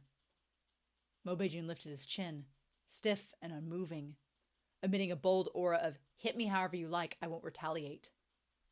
Nevertheless, he kept sneakily glancing at Shang Qinghua out of the corner of his eye. When Mobei-jun didn't see him move after a while, he seemed to suddenly grow happy. Although he was happy, the only sign was that the tip of his eyebrows raised just a touch higher. You're not going to do it? He asked. Time's up. Fine. I won't let you hit me. Let's go. Wait a minute. I didn't say that I wouldn't do it, thought Shang Qinghua. There was a time limit? Mobei-jun, the tiny lift of his brow hiding that extremely covert hint of pleasure, dragged Shang Qinghua away and broke into a run. Shang Qinghua thereupon began to wail, "Ow, fuck, that hurts! That hurts! That hurts! My king, you take a look at me! Take a look at me! Take a look at me!" Mobei-jun indeed looked at him, and then looked at his bloody leg. After a moment of silence, he tried to carry Shang Qinghua on his shoulder. Shang Qinghua howled like he was dying. "Oh, my king, spare me! My king, spare me! If you carry me like this whole way, my leg of mine, it really will be ruined." "Then what should I do?" Mobei-jun asked. "What about finding me a doctor first?" Shang Qinghua suggested, eyes filled with tears. With a click of his tongue, Mobei-jun turned and left. A gust of cold wind blew by the abandoned Shang Qinghua, dumbstruck like a wooden chicken. Had Mobei-jun decided he was too much trouble? After some time, Mobei-jun returned, and he was dragging a hand cart stolen from who knew where. The wooden chicken finally became a living chicken. The oh-so-mighty second-in-command of the demon race, noble and aloof chief of the icy Mobei clan, lowering his dignified self to drag a broken-down handcart that completely clashed with his image. This scene was amazing. Also a complete reversal of when Shang Qinghua dragged Mobei-jun in the cart earlier. With a chuckle, Shang Qinghua broke down again. At the sight of the blue veins faintly popping on Mobei-jun's forehead, he hurriedly knitted his brows and started crying out in pain. After he called out to him a few times, Mobei-jun scooped him up and settled him on top of the cart. Though he was sitting on a crooked and broken-down handcart stolen off of the old four-horse in some farming family's courtyard, a cart that was probably only used to carry things like fodder, firewood, and slop buckets, Shang Qinghua still puffed up in a self-satisfaction in which emanated a majestic aura. Those not in the know might have even have thought he was a scholar who, after 10 years of strenuous study, had achieved the status of Zhongyan, first in the imperial examinations, and been bequeathed a marriage match from the emperor himself, and that he was now out with a procession of drums and gongs to receive his bride. This really was the karmic cycle. The first time he had seen Mobei-jun, he had used a handcart just like this to ferry the unconscious demon to rent a room. For proof, a poem, 30 years the river flows east, 30 years the river flows west, back and forth the handcart goes. Next year it's my turn. Ha-ha! The first 2 lines are from the idiom first recorded in The Scholars, a Qing dynasty satirical novel by Wu Jingji, which describes the inconsistency of fate. The latter 2 lines are Shang Qinghua's own invention. Of course. Filled with a breezy, immortal air, Shang Qinghua declared, "I want to eat noodles." That bowl of noodles from Bingay had really been delicious, but it hadn't been enough. Bingay hadn't saved more than a couple strands for him, so he wasn't satisfied. Said Mobei-jun. "Pulled noodles," said Shang Qinghua. "Okay." Having won an inch, Shang Qinghua asked for a mile. "You make them." The handcart abruptly halted, and Mobei-jun stopped in place. A faint cold of unknown origin drifted over. Shang Qinghua was instantly terrified, and he contorted his face into a subservient expression. I'll make them! Of course I'll make them! I was just joking!" Alas, fantasy was so abundant, but reality was also so wanting. After a while, the handcart wheels slowly began to turn again. Mobei-jun in front said without turning back, "I'll make them." Silence. What had he said? He said he'd make them. Who was this? Mobei-jun. And what was he going to do? Make pulled noodles? This Mobei-jun, who was willing to let Shang Qinghua hit back and willing to make him noodles, had the stars aligned? He was striking it rich today. Shang Qinghua made a decision. He was going to take up his old profession again.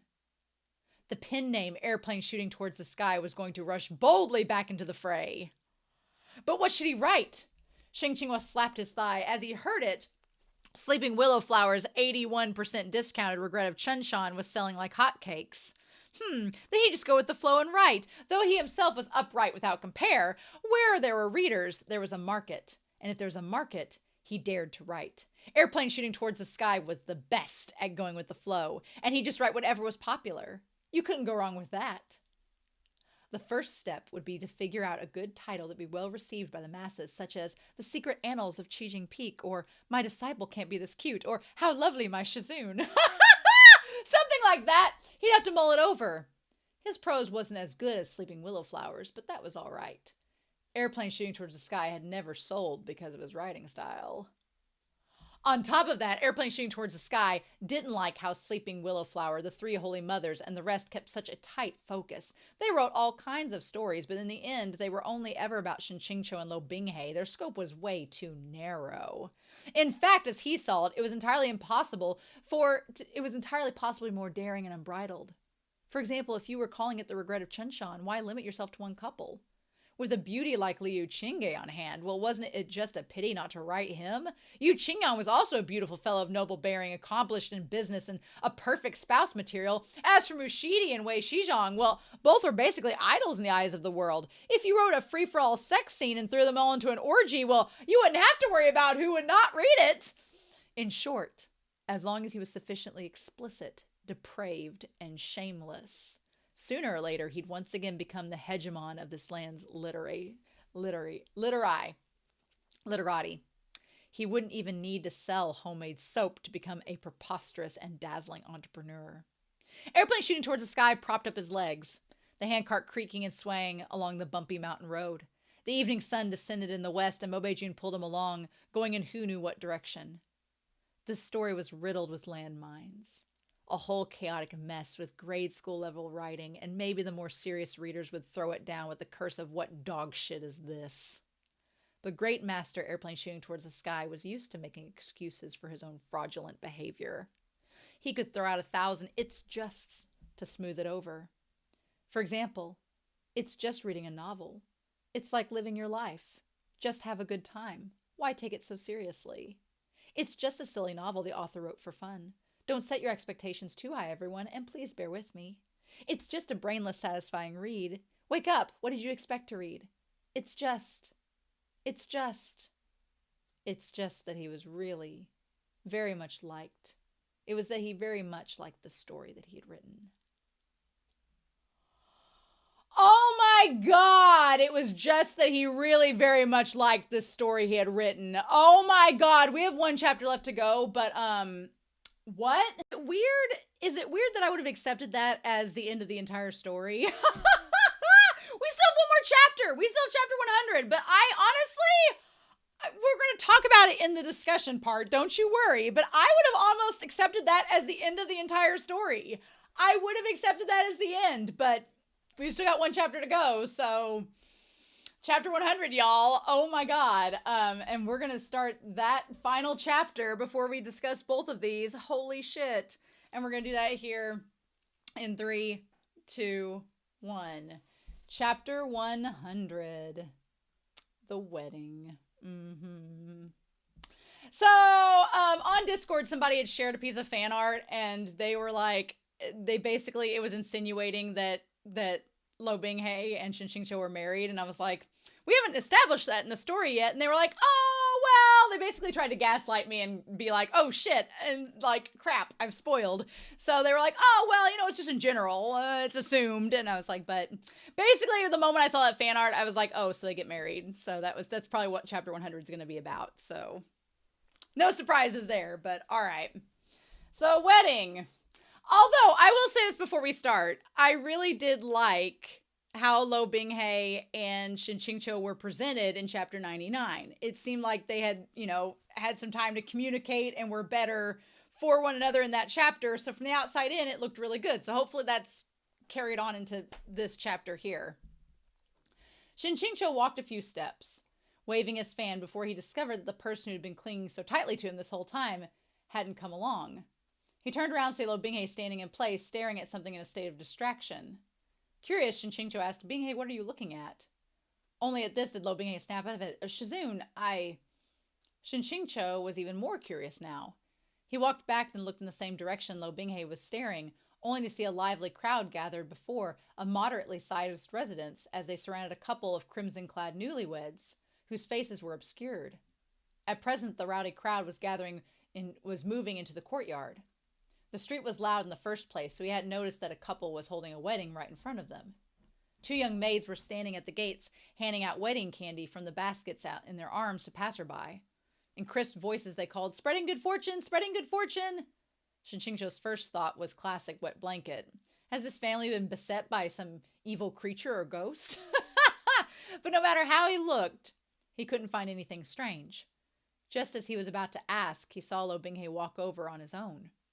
The young maids had never seen a handsome man of his caliber, and both were struck dumb as soon as they looked up, forgetting to even hand over their candy.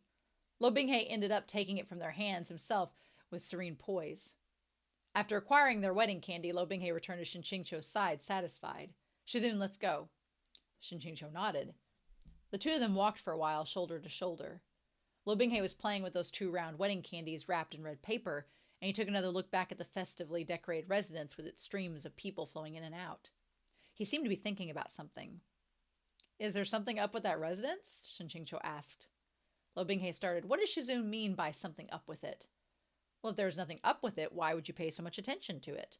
You don't even like candy. A look of understanding came over Lo Binghe's face, and he smiled. It's nothing, just sharing in the good fortune. He was so earnest when he spoke that Shin Chingcho couldn't help but smile. This master doesn't recall you believing in such things. Have you never seen anyone get married before? It's not that I haven't seen it, I just never imagined that sort of thing could have anything to do with myself. You never imagined marrying a girl in the future? Lo Binghe shook his head. Shin Chingcho felt this was rather unscientific. Really? Not even a bit? No matter how you put it, Lo Binghe, the former Lo Binghe that was the male protagonist of a stallion novel. How could he never have nursed any beautiful hopes of that kind? And with airplanes shooting towards the sky's shitty tendencies, his beautiful hopes would hardly have stopped at marrying a beautiful woman. They would have been more like marrying a 3-digit number of beautiful women all at once at minimum. Of course, Shin Chingcho knew the current Lo Binghe wouldn't do such a thing. But now, how could he ever have not thought about it? How could he have thought that marriage had nothing to do with him? Lo Binghe, though, then said, I never truly imagined it before. Shin Chingcho noticed that before. You mean to say you think such things have something to do with you now, he teased. Unexpectedly, this time Lo Binghe didn't reply. After that incident, over the next few nights, Shin Chingcho didn't know if it was just him, but Lo Binghe seemed to be especially energetic. Meanwhile, his own old waist, hips, and legs were suffering even more than usual. They returned to Sangjiang Mountain every 2 months to visit the family. Because of this, no one was surprised whenever they showed up again. Instead, they enthusiastically surrounded them while munching on their dragon bone cantaloupe seeds. Ah, who is this? Chi Ching Ching started. Well, if it isn't Chi Jing Peak Lord, you're back again, a rare guest. It is he, said Shin Chingcho. Did you bring any local specialties from the demon realm, aside from that one next to you? Lo Binghe clearly grew from the human realm soil, so he shouldn't count as a demon specialty either way, should he, Shin Chingcho thought. Even if I did, no one would want to eat them, so I didn't bring any. Suddenly, a young man walked over, dangling something in his hand. Shin Chingcho called out, Liu Shide, long time no see. Oh, what's this? Liu Chingge expressionlessly caught the feebly grasping thing Shin Chingcho had thrown back at him and tossed it back. A short-haired beast, he said. It's edible. Oh! Shin Chingcho chucked it at him again. I'm not eating it. I still have the one you gave me back years ago. It grew. Ah, yes, from the Shang Qinghua chapters. It's grown enormous and it spends all day gnawing on the bamboo and Xi Jinping. I don't want another. So they didn't eat it. They just kept it as a pet. Oh my God, they kept their own gremlin as a pet. Yes. The two of them tossed the short-haired beast back and forth as it shrieked in midair. Xinzhizhong, I think you should just take it. Wei Qingwei cut in. If one of them is male and the other's female and you put them together, maybe they'll be drawn to each other and they won't gnaw on the bamboo anymore. But what if they're both males? Silence. In the past, when Liu Qingwei walked over, Lo Binghe would have begun to emanate an icy aura and make all sorts of snide remarks. Enmity on full display. But today he seemed to be in a bit of a daze, standing by Shinshingshou's side not saying a word. Shinshingsho found this rather strange. Not only did he find it strange, everyone else found it strange too. Whenever the sex siblings from Sangzhong Mountain got together, the conversation never stopped, and any little remark could get played on forever. But today their conversation was extremely short. They usually headed off to Zuijian Peak to have a meal together, but today, seemingly because Lo Binghei's strange aura, no one brought up doing so. Before everyone scattered, Qi Qingqi dragged Shinshingshou to the side and asked, "What's up with your disciple?" "What do you mean, what's up?" "Today, your disciple, did you have an argument?" "We didn't." Shinshingshou didn't show anything on his face, but his hand tightened around his fan. "Oh, well, then that's good, but I feel your disciple was so odd today, like he was holding something in." Shinshingshou felt it too. When they returned to the bamboo house, Lo Binghe was still in that strange state. Shinshingshou had just sat down on the bamboo couch when a huge crash came from the doorway. He rushed around the screen only to see Lo Binghe sprawled on the floor, with Mingfan, Ning Yingying, and the other disciples gaping at him in shock. Shinshingshou went to help Lo Binghe up. "What happened?" "It's nothing." Before Lo Binghe could finish speaking, Mingfan yelled, "Shizun!" Lo Binghe tripped over the threshold. Shinshingshou had no words. Lo Binghe glared at Mingfan and Mingbang shrank back in fear. "Be on your way," Shinshingshou said hurriedly. "Go prepare for morning reading tomorrow." As he closed the door, Lo Binghe silently sat down next to the table. Shinshingshou looked at the red spot where his forehead had smashed to the ground and sighed, "What is up with you these past few days?" Lo Binghe was still silent. "Sit and don't move. This master will get you a hot compress." He turned to go to the water basin, but just when he'd wrung out a strip of cloth, he heard another crash behind him. He startled and turned around, only to find Lo Binghe sprawled on the floor again. Confusion was written all over his face, and he worried Lo Binghe was too dizzy to sit or stand. Shinshingshou rushed over. "Are you—" But as soon as he reached him, Lo Binghe grabbed his arm. "Shizun, marry yourself to me, won't you?" Shinshingshou's expression cracked just a bit. Having noticed how unusual Shinshingshou's expression was, Lo Binghe hurriedly said, "Shizun, if you don't want to marry yourself to me, I could also marry myself to you." When Shinshingshou didn't reply, Lo Binghe's voice went monotone, and he asked again, "Shizun, are you willing to... His Adam apple trembled more and more, and his voice began to quiver as well. "Marry me?" Shinshingshou still didn't say anything. Bit by bit, the fire in Lo Binghe's eyes dimmed. After a long time, he said in a hoarse voice, "If Shizun is unwilling, Well, slow down," said Shinshingshou. He struggled for a while. "So these past few days, you were acting so odd because you wanted to ask me this?" Lo Binghe stared at him and then carefully nodded twice. Shinshingshou found the next words difficult to get out of his mouth. "So you're... Lo Binghe helped him finish. "This disciple is proposing to Shizun." Shinshingshou was speechless. He sat down at the table and buried his face in his right hand. He didn't know what he should say or do. He should have found it absurd. Even though he and Lo Binghe had confirmed their relationship a long time ago, he never imagined that Lo Binghe would actually, how should he put it, propose to him. Holy shit, he had proposed to him. This word was profoundly frightening when it applied to a young man like him. And who knew how many times Lo Binghe had practiced in private just to say these few words? Not to mention how he'd been so nervous that he'd completely been strange and abnormal, unable to even speak. He'd tripped over the threshold just trying to walk inside, and he'd even stuttered. But Shinshingshou didn't want to make fun of him at all, nor did he want to play hard to get. Yep, Shinshingshou was terrified to realize that the scariest part was that he was actually just a little bit happy. Lo Binghe was clearly still nervous. His throat bobbed up and down, and when Shinshingshou removed his face from his hand, he took the chance to say, "Shizun, if you don't want to, you don't need to answer my question. If you don't want to answer, I'll still understand what you mean. Oh, please don't say it out loud. It doesn't matter. If you think it's too much, just ignore me and pretend I was just making a joke. It's fine." Shinshingcho smacked him across the head with his fan, furious. Well, let's find my ass! Having suddenly been smacked by the fan, Lo Binghe touched his head and blinked, clearly not understanding why he'd been hit. This innocent expression made Shinshingcho nearly choke on anger. He had just begun to feel happy about it when this brat in the next moment said, "It's fine, you don't need to answer, just pretend I was making a joke." The last particular bit sent Shinshingcho into a rage, and he lashed out to smack him with his fan again. "Is this anything to joke about?" Lo Binghe quietly took the hit and whimpered, "Well, I was wrong." "Of course you were wrong. And this master was just about to say yes.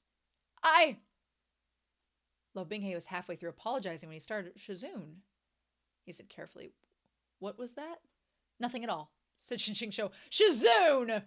Shinshingcho sighed. He didn't say anything, but he motioned Lo Binghe to come closer. As expected, Lo Binghe moved.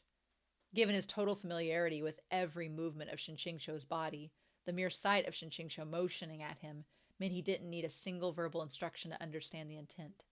He obediently went to pour a cup of wine.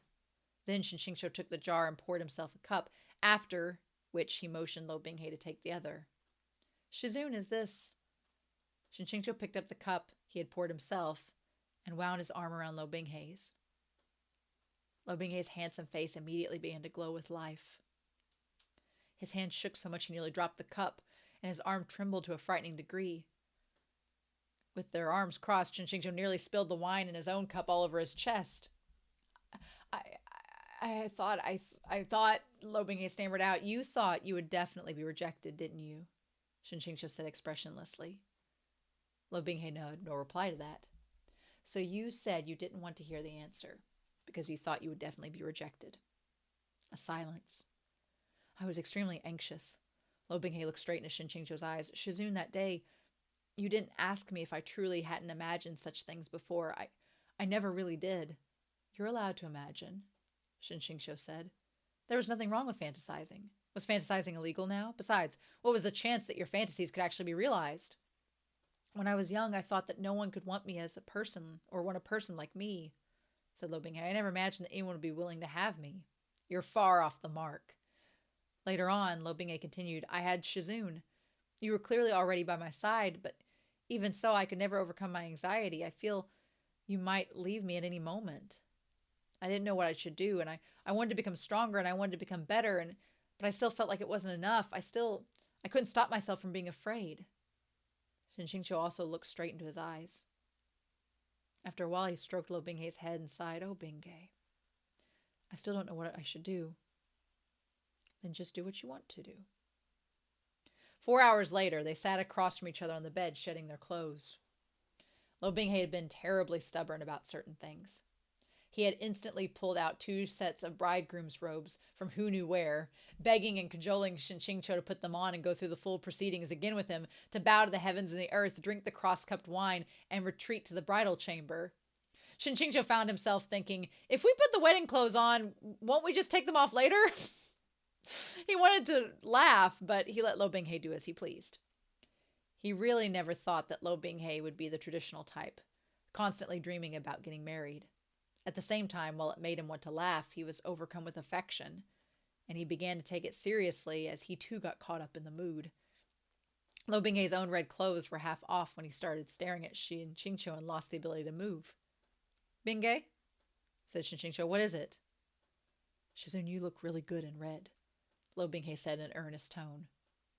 Shinshingcho's skin was fair, and the red of the wedding robes cast a rosy tint on his face, adding an eye-catching splash to his usual appearance. And Lo Binghe's gaze as he drank him in was even more besotted than usual. Shinshingcho started and he let out a light cough. Though Lo Binghe was always talked like that, he was still rather embarrassed, and he said reservedly, "Well, you also look very good in red." Very good was barely sufficient to describe the effect. He didn't believe a single girl could look at a handsome bridegroom and not cry and wail to marry him. He was about to compliment him further when he saw Lo Binghe bring out a sheet of snow-white silk and reverently spread it out over the bed. Shinshingcho felt an ominous premonition. "What are you doing?" Lo Binghe blushed. "Well, this disciple heard that this is the common rule for a newlywed couple's wedding night." Before he could finish, Shinshingcho felt goosebumps erupt all over his body. Any other rules and traditions were fine, but this tradition was way too strange when it applied to him. Shizun, this disciple swears he really won't let you bleed, Lo Binghe said, hurriedly red-faced. I wanted to go through every step of the ceremony like a real married couple. Shinshingcho blushed. Let's just forget these kinds of superfluous formalities. He was just about to take away the white sheet when he saw Lo Binghe look at him on the verge of tears. He could never withstand Lo Binghe looking at him like that, and now he couldn't bear to do away with the sheet. After a long time, he helplessly forced out a few words, but as you said, even if we lay it out, it won't be of any use. Lo Binghe looked hurt as he replied, but without this essential item and this essential step, how can it count as a wedding night? A beat, fine. If you insist, just leave it. Lo Binghe promptly hugged him and buried his head in the crook of Shinshingcho's shoulder. Shizun, you're so good to this disciple. Shinshingcho forced himself to stay calm. I'm so-so. As he spoke, he felt one of his arms around him going in the wrong direction. Lo Binghe efficiently stripped Shinshingcho until not a stitch remained upon him, leaving only a pair of snow-white calf-length socks on his feet. Even though this master-disciple pair had done it countless times already, for a person like Shinshingcho, some matters of pride couldn't be entirely conquered no matter how many times it had been. When he looked at Lo Binghe looming over him, he felt faintly nervous. He tilted his head and closed his eyes, feeling one hand land on the inside of his thigh, trying to spread open his legs. He resisted a little bit at first, but soon he went along with it and spread them. He felt a finger on his lips as Lo Binghe cajoled him, Shizun. Shinshingcho opened his lips a crack, allowing Lo Binghe to put a finger in his mouth, and he licked it with a light touch. Because his eyes were still closed, the sensation of that slender finger stirring around in the warm cavity of his mouth, playing with his tongue, was even clearer. One wasn't enough, and soon a second finger was pushed in. As Lo Binghe took Shinshingcho, in him struggling to take his fingers deeper, wetting them more with his tongue, his eyes sparkled. He pulled them out and reached towards Shinshingcho's lower body. After some ministrations, the tight, pale hole in the valley between Shinshingcho's thighs was dripping wet, looking incredibly soft to the touch. Lo Binghe laid himself over Shinshingcho, careful not to crush him. Shinshingcho felt a hard, hot, round head press against the most secret part of him, and his entrance opened around in the front half of the tip of that ferocious member. He could even feel the forceful pumping of its arteries. Shizun, Lo Binghe said in a low voice, I'm going in. Shinshingcho had kept his eyes closed the whole time, but he nodded slightly. Lo Binghe held his waist with both hands and then plunged forward. Shinshingcho couldn't keep a groan of pain from escaping his throat, and he grabbed the arm of Lo Binghe and locked around his waist. The arm they had locked around his waist. Even if he had made his mental preparations and relaxed himself as much as he could, if it didn't fit, it didn't fit. Lo Binghe's cock wasn't even halfway before it caught in place. The person beneath him was warm and soft within, but that ring of muscle at the entrance refused to cooperate, clamping down, keeping him from going deeper. Lo Binghe spared one hand to stroke up and down Shinshingcho's cock. Pleasure trailed through Shinshingcho with the attention, and when Lo Binghe felt him relax a little, leaving room to advance, he continued to push forward. Being split open was extremely uncomfortable. Shinshingcho's back arched, unwittingly presenting the two pale bumps on his chest to Lo Binghe's face. Lo Binghe, his hand wandered up to rub his nipples. As a man, Shinshingcho didn't really like when someone played with this part of him, as it filled him with a strange feeling of humiliation. He went to push Lo Binghe away with a trembling hand, but Lo Binghe leaned down, and a strangely wet and swollen sensation came from the right side of his chest. Shinshingcho's face flushed so red it practically looked like it could drip blood, and he hurriedly tried to push Lo Binghe's head away. But as he started to panic and become distracted, Lo Binghe sank down again and buried himself entirely in that place between his legs. Shinshingcho felt as if his entire body had been split in two by blades of flesh, and a pain exploded in his lower body. The pain spread from Lo Binghe's excessively large cock, bulldozing through his insides as it advanced into his passage, making him feel as if a whole arm had been stuffed inside of him. And that large full head was like the fist on the end of that arm, nearly making him want to pass out on the spot. But Lo Binghe adeptly brushed past a certain spot inside Shinshingcho. His cry of pain changed its tune. Lo Binghe held him by the waist and rammed against that spot, and after several more rounds of this, his hold finally softened, along with the tightly clenched muscles of his rear. As soon as he relaxed, that place on Shinshingcho's lower body became awfully sweet. His entrance was long and deep, warm and wet, and it could be plunged into all at once while it was powerless to resist. From Lo Binghei's angle, he could see how Shinshingcho looked beneath him just by glancing down. Shinshingcho's eyes were closed, brow faintly knitted, expression hovering between unbearable pain and unbearable pleasure. His thighs were spread, his long, smooth, and pencil-straight legs folded up into his chest, and his white socks were still properly snug on his feet. Kept them damn business time socks on! The sight excited Lo Binghei beyond measure. Shinshingcho's hands were clenched in the sheets, and he took every slam of Lo Binghei's cock inside of him with gritted teeth, each one making him fear that his internal organs were getting rammed out of place. But there was nothing he could do but wrap his legs around Lo Binghei's waist and adjust his own rhythm, clenching and relaxing as he took Lo Binghei in and out. The soft flesh around his entrance burned with pain from the friction, and he hissed, "Binghei, gentler." He felt he had definitely still ended up bleeding. Lo Binghei looked down and froze. Sure enough, a dark red streak trailed down from the point of their joining and seeped onto the snow-white sheet, spreading in a bright patch of color like a fallen peach blossom petal. After a long time, Lo Binghei murmured, "Oh, Shizune, I'm sorry. I said I wouldn't actually let you bleed, but I still..." Shinshingcho was getting fucked to death and back, and he had absolutely no strength to prop himself up to look at his lower half. Either way, he didn't need to look to know it would be a frightful sight. The worst part was how, even as Lo Binghei apologized, the movements of his hips didn't slow in the slightest. His movements were so forceful that Shinshingcho slid up and down, and his bottom both pricked and ached. "Oh, don't what? Don't call me Shizune." Getting called Shizune at this sort of time when his ass was blossoming right in front of him always made him feel as if he'd been rather too assiduous in his role as a mentor. "Well, if I can't call you Shizune, then what should I call you?" Shinshingcho sobbed, "Anything you want, anything, just slow down. Binghei, slow down." Lo Binghei slid an arm around his waist and gave him another 2 hard thrusts. Took a gasping breath and said, "Okay, then Shizune, if you also call me something different, then I'll slow down."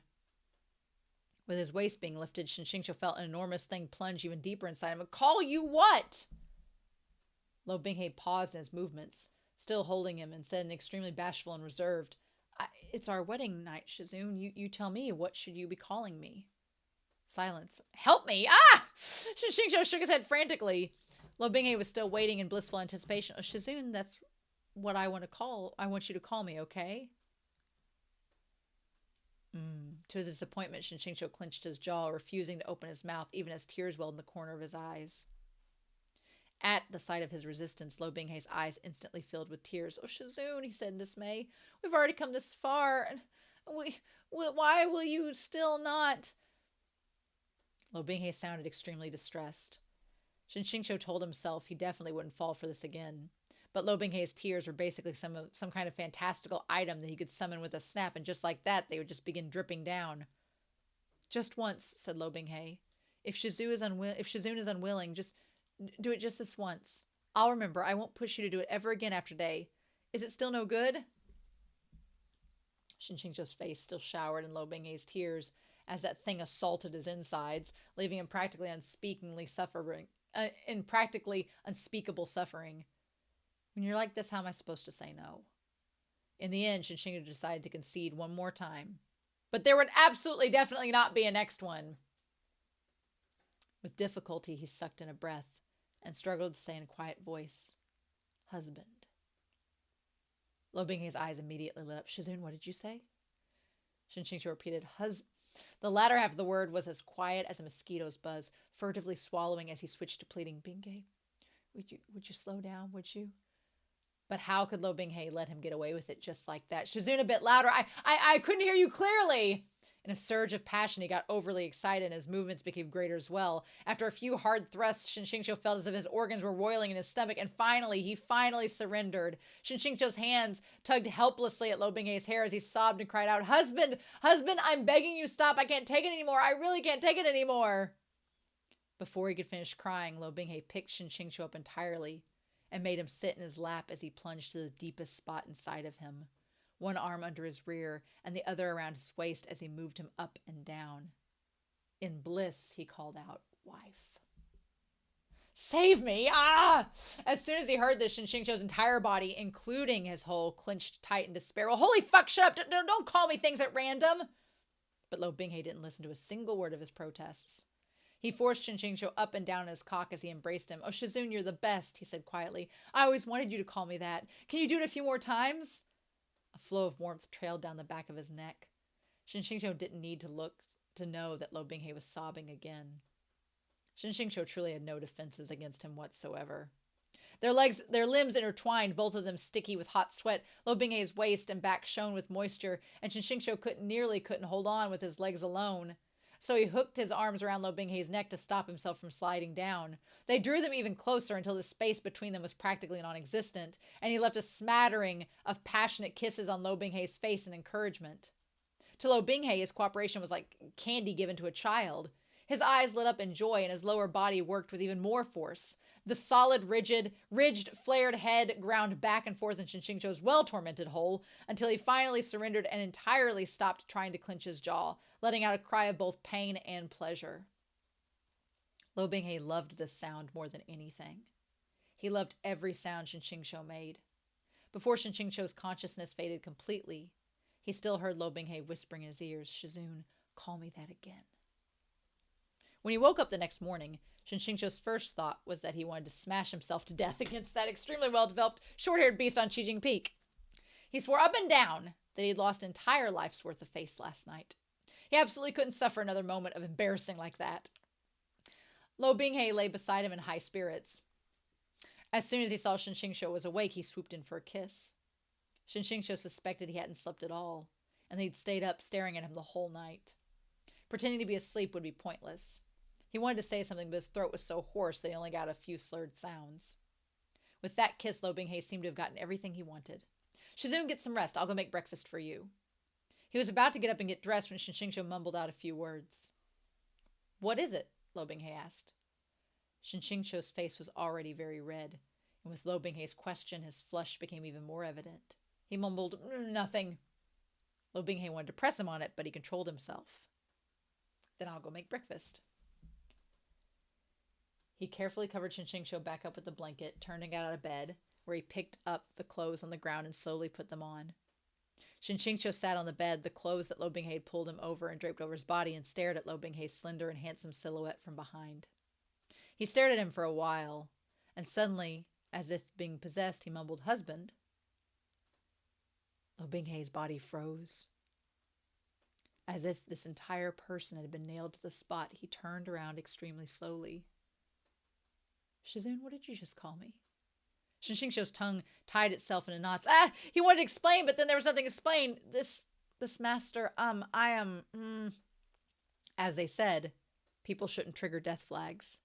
He just said he couldn't embarrass himself any further in this lifetime, and then he'd gone and embarrassed himself right away once more. This time Lo Binghe hadn't pushed him to the messy brink of passion, nor had his heart softened. This time Lo Binghe hadn't pushed him to the messy brink of passion, nor had his heart been softened by Lo Binghe's tears. There was no excuse. That was to say, he had simply, for some reason, wanted to try calling him that. But afterward, he was so embarrassed that he practically wanted to dig himself a hole on the spot or bash himself to death against a chunk of tofu. In the end, Shinshingcho finally gave up on explaining himself and lay back down in defeat. Forcing himself to remain calm, he said, "This master is hungry." Lo Binghe lay back down with him, smiling, "Shizune, I'm hungry too. If you're hungry, then go cook." But being a bit late to breakfast once in a while was no big deal. Oh, well then. All right. Well, that was a really good set of chapters to end on. Where was that? Where was that the whole time with Shinshingcho and Lo Binghe? Where was that? Where not since chapters 97 and 98 have I been like, where have those been? No. Oh my God. Or 87 to 88 is actually what I'm thinking of. Oh my God. Those were really good chapters to end on. I'm like, okay. All right. Like I said, I think you could have ended on either of them. And for them to be, it's basically happily ever after for Sheng Xinghua and Shen Qingqiu. Happily ever after for them. I'm going to talk about each of them on Whiteboard Coon to an extent, and their significant others, right? They both end up with their ideal male protagonist leads, right? Because that's kind of the thing. We have Sheng Xinghua, who we'll talk about in this. Oh my gosh, that marker is too light. Too light indeed. We need to go back and get something a little bit darker. But yeah, we have old Sheng Xinghua, who is like, and that one's reached its peak as well. Qi Jing peak lord. But yeah, so he finally gets the demon of his dreams. Him ending up with Mo Beijun. Mo Beijun, who is a bit physical with him. But, I mean, physical with him, and from the onset, you know, us as the audience looking up, we'd be like, oh, wow, he's really hurting him. I don't know if I'm supportive of this. But then Shen Qingqiu says in the chapter, he's like, you like that. That's what you like. Otherwise, you wouldn't put up with it. You would have left if you didn't like it. And so I think that Shen Qingqiu pointing out that Sheng Xinghua kind of has like a kink. He kind of has like a kind of BDSM kink with it. I'm like, oh, okay. And then the whole thing with the daddy, that kind of solidified it. I was like, oh, okay. Yep. So we're going to talk about them. And then you have Shen Qingqiu, because Sheng Xinghua had liked Mo Beijun from the start. It was like his own personal character. He's like, this is my fave. I'm going to write this for me. And then you had Shen Qingqiu, who likes Lo Binghe, who is this, you know, he's a whiny brat, but he really did some good things in the last 2 chapters. And I was like, look at you. See, you could have done that all along, right? Why couldn't we have done that earlier? Why MXTX, why didn't you let that happen earlier? But he wanted this whiny brat that was also extremely devoted and the good husband material, which we'll talk about. And then Shen Qingqiu is a tsundere, right? He's a tsundere, and he's also not good. He's also not good at communicating when he actually likes something, which we'll talk about in this chapter set. But I wanted to go first through my phone because, again, the internet being down, I wanted to go through. And Reiki actually I've done this now with Modao Zushi, and I've done this with Heaven Official's Blessing.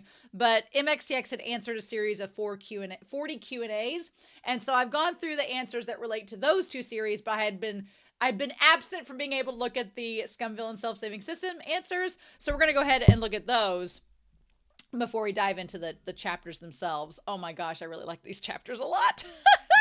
So, Shen Qingqiu's birthday is September 21st, which is actually like my parents' wedding anniversary and the day after my dad's birthday. So hey Libra, how you doing?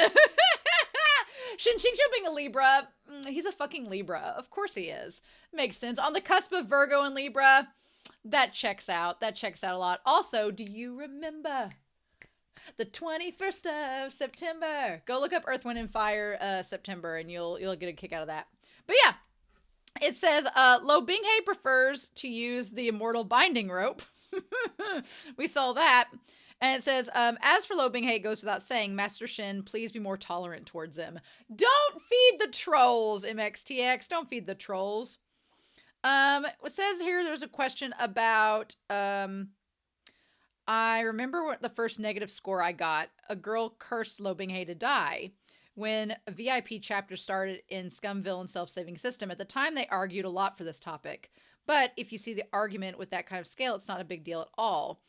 At the time, I'd never seen that kind of thing, and I was really scared. And then they go on to talk, in the beginning of writing Modao Zushi, the first received comment, which hurt me, was like, oh, you've run out of my patience, blah, blah, blah. It says, also some people had directly said, I feel this novel, which you've written, isn't interesting. I still prefer Scum Villain Self-Saving System, and I felt uncomfortable. But then I saw this kind of comment, and I didn't say anything. Later, there are more people in the comment area, and everything happens, so I didn't feel anything for those. And from time to time, I have a good habit. Don't read the comment area, as I said, so on. So yeah, and it's really hard, because here's kind of the thing, too, that goes along with that. And it's the idea of... the idea of it is kind of, it's weird, because is that all that's with there with Scum Villain? Oh my, is that all with Scum Villain that's written on there? Hold on. Oh, we got more. Oh, these are the questions that are just, taken from there. Oh, never mind.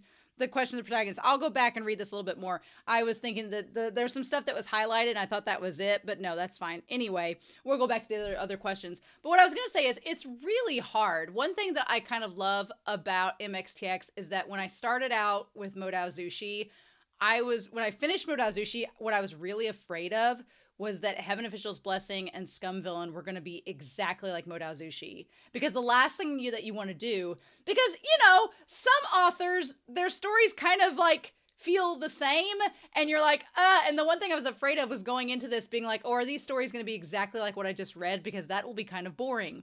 And the great thing about MXTX's writing is that her 3 stories are so different. There are overlap with the protagonists and their love interests. There's like overlap, and you could do like a whole Venn diagram of them. But one thing that I love is that Modao Zushi is its own story, has its own themes. Then Heaven Official's Blessing is its own story with its own themes, its own thing, and Scum Villain is its own thing too. So from a writer's perspective, I really feel like MXTX, it was probably good that she didn't read the comments, because I would honestly be like, if people like this one work, then there's a good chance they're not going to like the others. I feel like Modao Zushi is like right in between. I feel like Scum Villain and Heaven Official's Blessing are on very opposite ends of the spectrum, because Heaven Official's Blessing feels like a very traditional fantasy story, and Scum Villain has such a niche concept. Their love interests are polar opposites in terms of how they're portrayed romantically. So I feel like if you don't like one, you're gonna like the other, and so on and so forth. Whereas Modao Zushi is kind of like right in between. They're the in between middle child that it's like, oh, they're fine. But we'll talk more about that later. But that's interesting. So yeah, I was skipping questions. So sorry, y'all. We'll go back there to there. It says, question number 5. Does Liu Qingge know that it's his own sister who created the resentment of Chun Shan? Is he a real steel straight? What was his spouse selecting standards? MXTX says he doesn't know that. If he knows, he'll be very angry. Yes, he is. I haven't thought of that yet, but since he's always working hard to cultivate to be a king of fighting. So supposedly Liu Qingge is straight. Okay, MXTX. Sure, Jan. Keep your secrets. But yeah, I can imagine if he knew that his sister wrote that story, he'd be mortified. Anyway, has Cheng Qinghua slept with Mo Beijun? How were their skills? Yes, but both of them despise the other's techniques. Papa Airplane couldn't stop shouting in bed and even beat Mo Beijun irreverently. And here, I'd been like, oh, when chapter 99 ended, I was like, oh, really? We're not going to get to see any romance between them? But then there was a part of me that was kind of like, oh, no, I kind of like that in opposition to Lo Binghe and Shin Qingshou, that we get to get every minute detail graphicked out for us in 4K HD. But I was like, I kind of liked that it didn't show us how it ended. But then that's really sad. MXTX, that's so mean. That's so mean. You know what? I'm just going to pretend I didn't hear the answer to that question so that when I go look up the fan fiction, I will be pleasantly surprised, because now I want to read all the Mo Beijun fan fiction. All the Mo Beijun fan fiction with Shang Qinghua. I want all of it in graphic detail. I'll listen to that. I'll do that. We'll talk more about it later. Next question. Would you consider writing a novel which contains vice ships again? I've considered this question many times. The answer is no. Writing BL emotional drama consumes a lot of energy.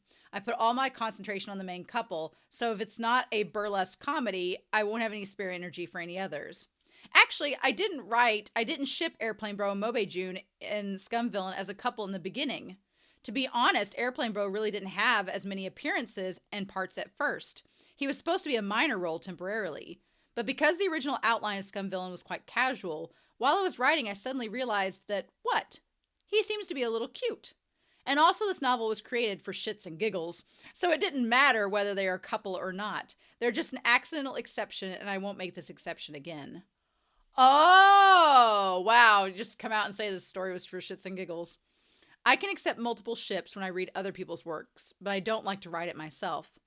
Because I think it's unbelievable to have so many homosexual people in such a small group of people. The realism of a work comes from emotional reality rather than physical reality. Girl, have you watched Drag Race?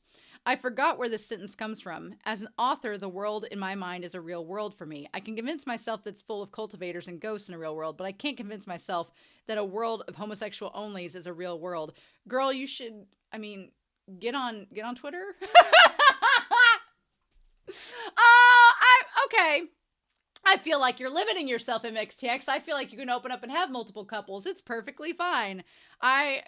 Sure.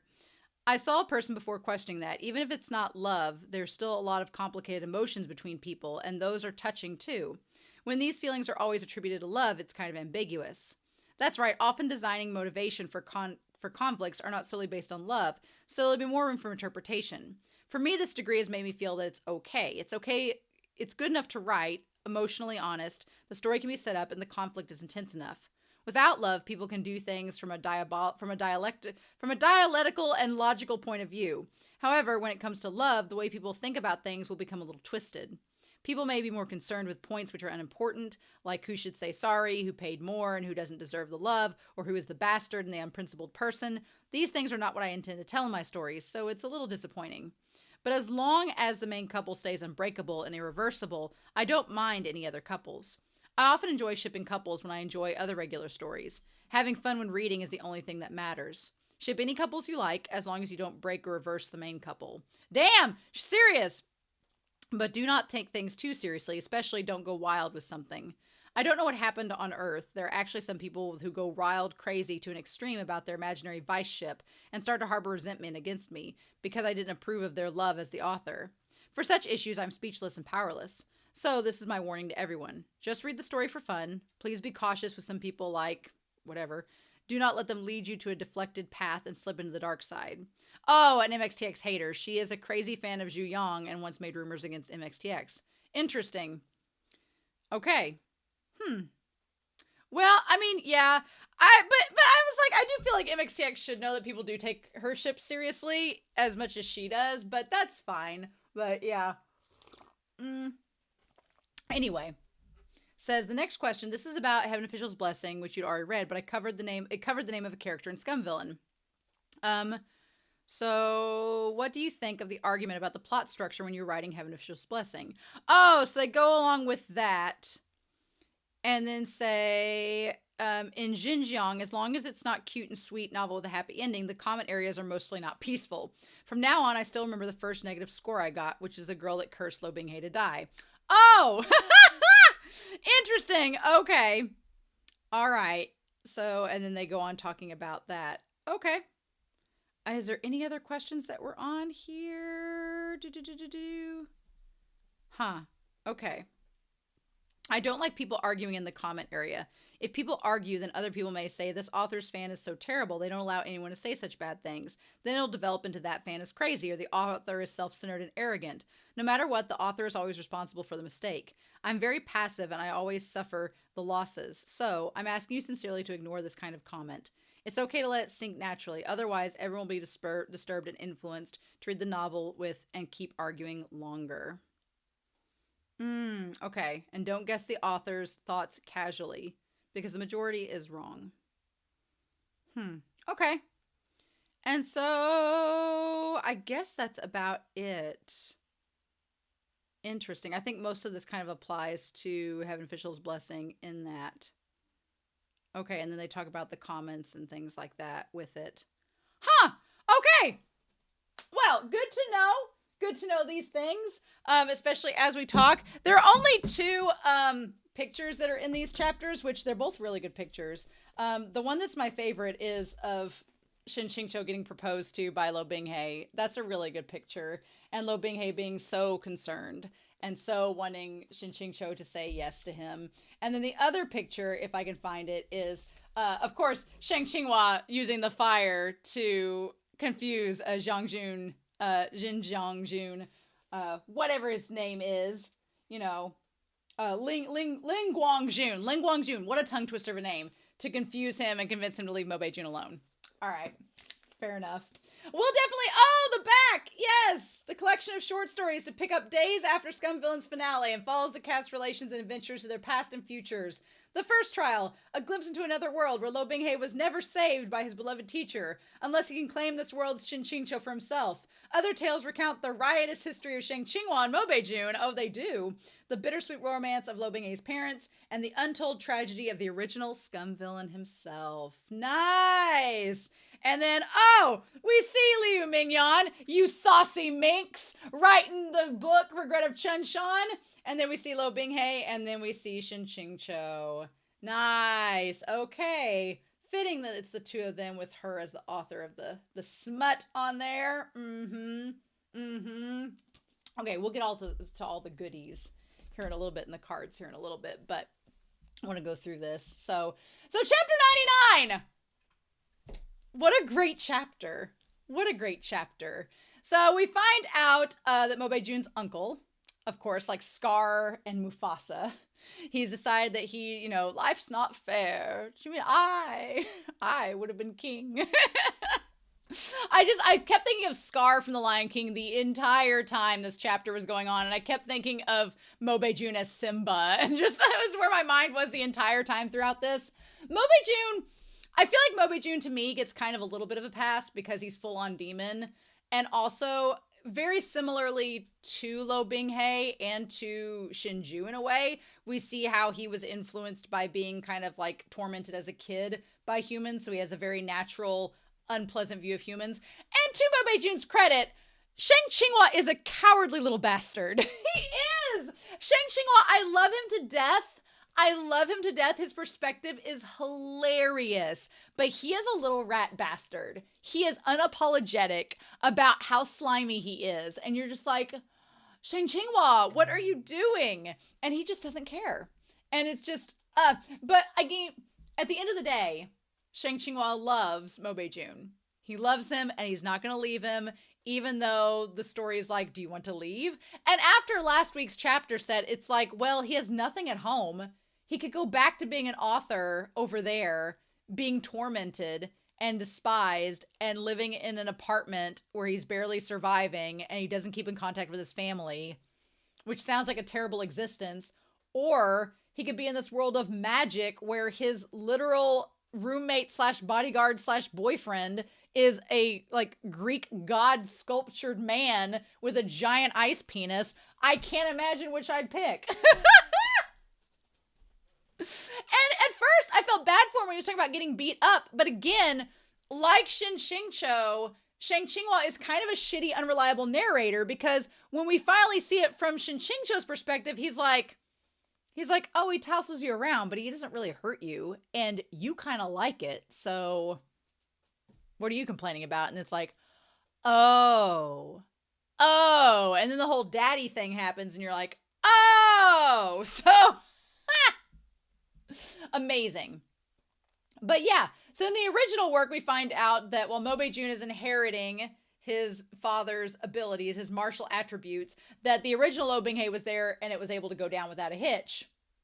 But in this case, now it's Shang Qinghua, and kudos to Shang Qinghua for him doing the fire, the black sun immortal fire that is supposed to keep away the uncle and allow Mo Beijun to be protected. Like, that was very clever. And the fact that at first, when I was reading the story, the way that MXTX writes some of these chapters, I feel like of all the stories I've read of hers, I've gotten the most tongue-tied with this one, not only because of the names being literal tongue twisters for me, but also because the way that the writing works, it feels like you're just moving along a track. And it's so easy to get caught up in what you're reading that your mouth just like fumbles over the words. So when I first read this part, I thought for a second, I was like, did Shang Qinghua throw the fire at the uncle, or did he throw it at Mo Beijun? And then it ended up being like in between, so it was neither. So I was like, oh, okay. But I feel really sad for Mo Beijun, the fact that he was teased as a little kid and it impacted the way that he views humans. And Shang Qinghua is not exactly the best representation of humanity to look back on. So you're like, about that, you know. That was really, really good. And he's like, why do you hesitate? Well, because you're standing right there. Oh my God. And he's like, are you afraid that I'm going to strike you? Yeah. Also, Shang Qinghua, he suffers for his sins. He suffers for his sins, for lying to Mo Beijun, for leading him on, and for being a rat bastard. He suffers for him. Like, the uncle beats him to a pulp. And then, but all the time, ever since he was nice to Mobei-jun, a lot of Mobei-jun's actions, I've been like, but he actually likes you because he's trying to stick up for you. It doesn't seem like that, but then we, the audience, can kind of tell. We're like, he's actually sticking up for you and trying to protect you. So, but Shang Qinghua doesn't believe like he deserves it.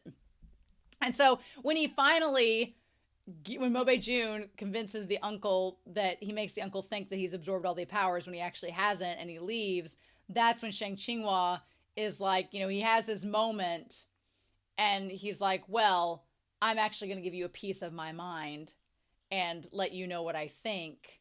And he's like, I'm going to leave, but before I leave, I'm going to tell you how I actually feel. And he's like, you know, you've beaten me up all this time. You've been mean to me. You know, you saw I was easy to push around. And he's like, you know, was I just this fun to torment?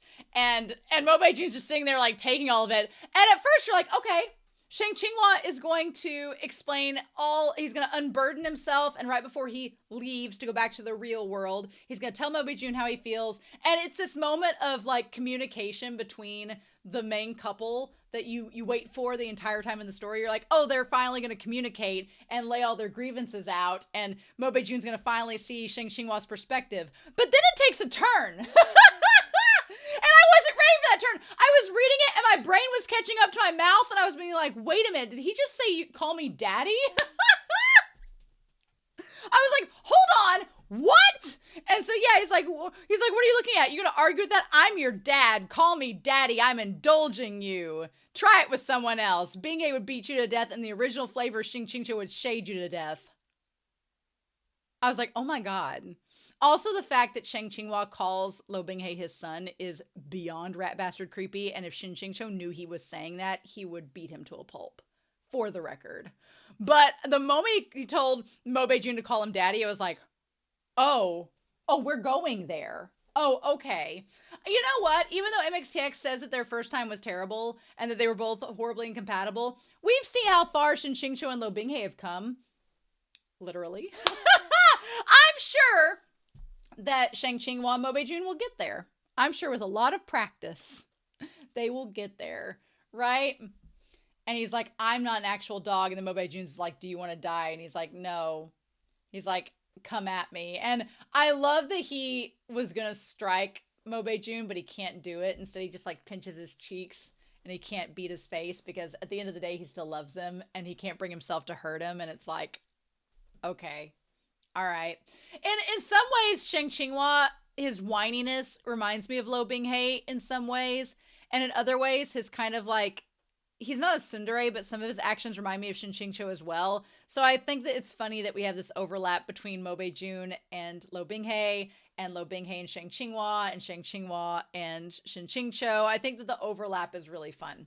I think it's kind of funny. And then I guess Mobei-jun and Shin Qingqiu might have a little bit of overlap. But also, I'm sorry, but the moment that Mobei-jun say later on, he's like, come on, hit me. Go on, do it. I was like, you kinky bitches. I was like, oh, you two enjoy this. This is your thing. Okay. All right. Gotcha. But yeah. So then, honestly, I'm not surprised that Shang Qinghua didn't go back. I like that he keeps procrastinating and he keeps blaming it on being a writer and that's him procrastinating. I'm like, okay. But honestly, the cottagecore roleplay with Shin Qingqiu and Lo Binghe, where was that? Where was that this whole story? Why do we have to wait till chapter 90? Chapter 99, by the way, 7 C's. I ain't putting nothing against you. I have nothing against you. But you put chapter 99 over here where they're having their cottagecore fantasy, what I've been waiting for the entire series. I was like, oh, this is really great. That's wonderful. And then you had from their cottagecore fantasies, you had 87 and 88, which was the dream chapters, which I'm like, that seems like we're going backwards. But okay, that's still okay. And then you had the wine chapters after the cottagecore? No. Because then you go from the cottagecore, then you go from the wine chapters to the Q&A and the wedding. No. I'm sorry, but that chapter order, I get that you have to put Shang Qinghua and the Mobei-jun chapters together. I get it. I get that you got to put these 4 chapters together. I totally understand. I get it. But, bitch, you should have put 87 through 90 before you even started those chapters. You should have backed that up, because by the time you get to chapter 99, these chapters feel out of character compared to the other to chapter 99. So I'm like, that doesn't make... I'm just saying your editors did not do correctly in putting that in that order. I would have done it differently. Just my opinion. Just my conjecture.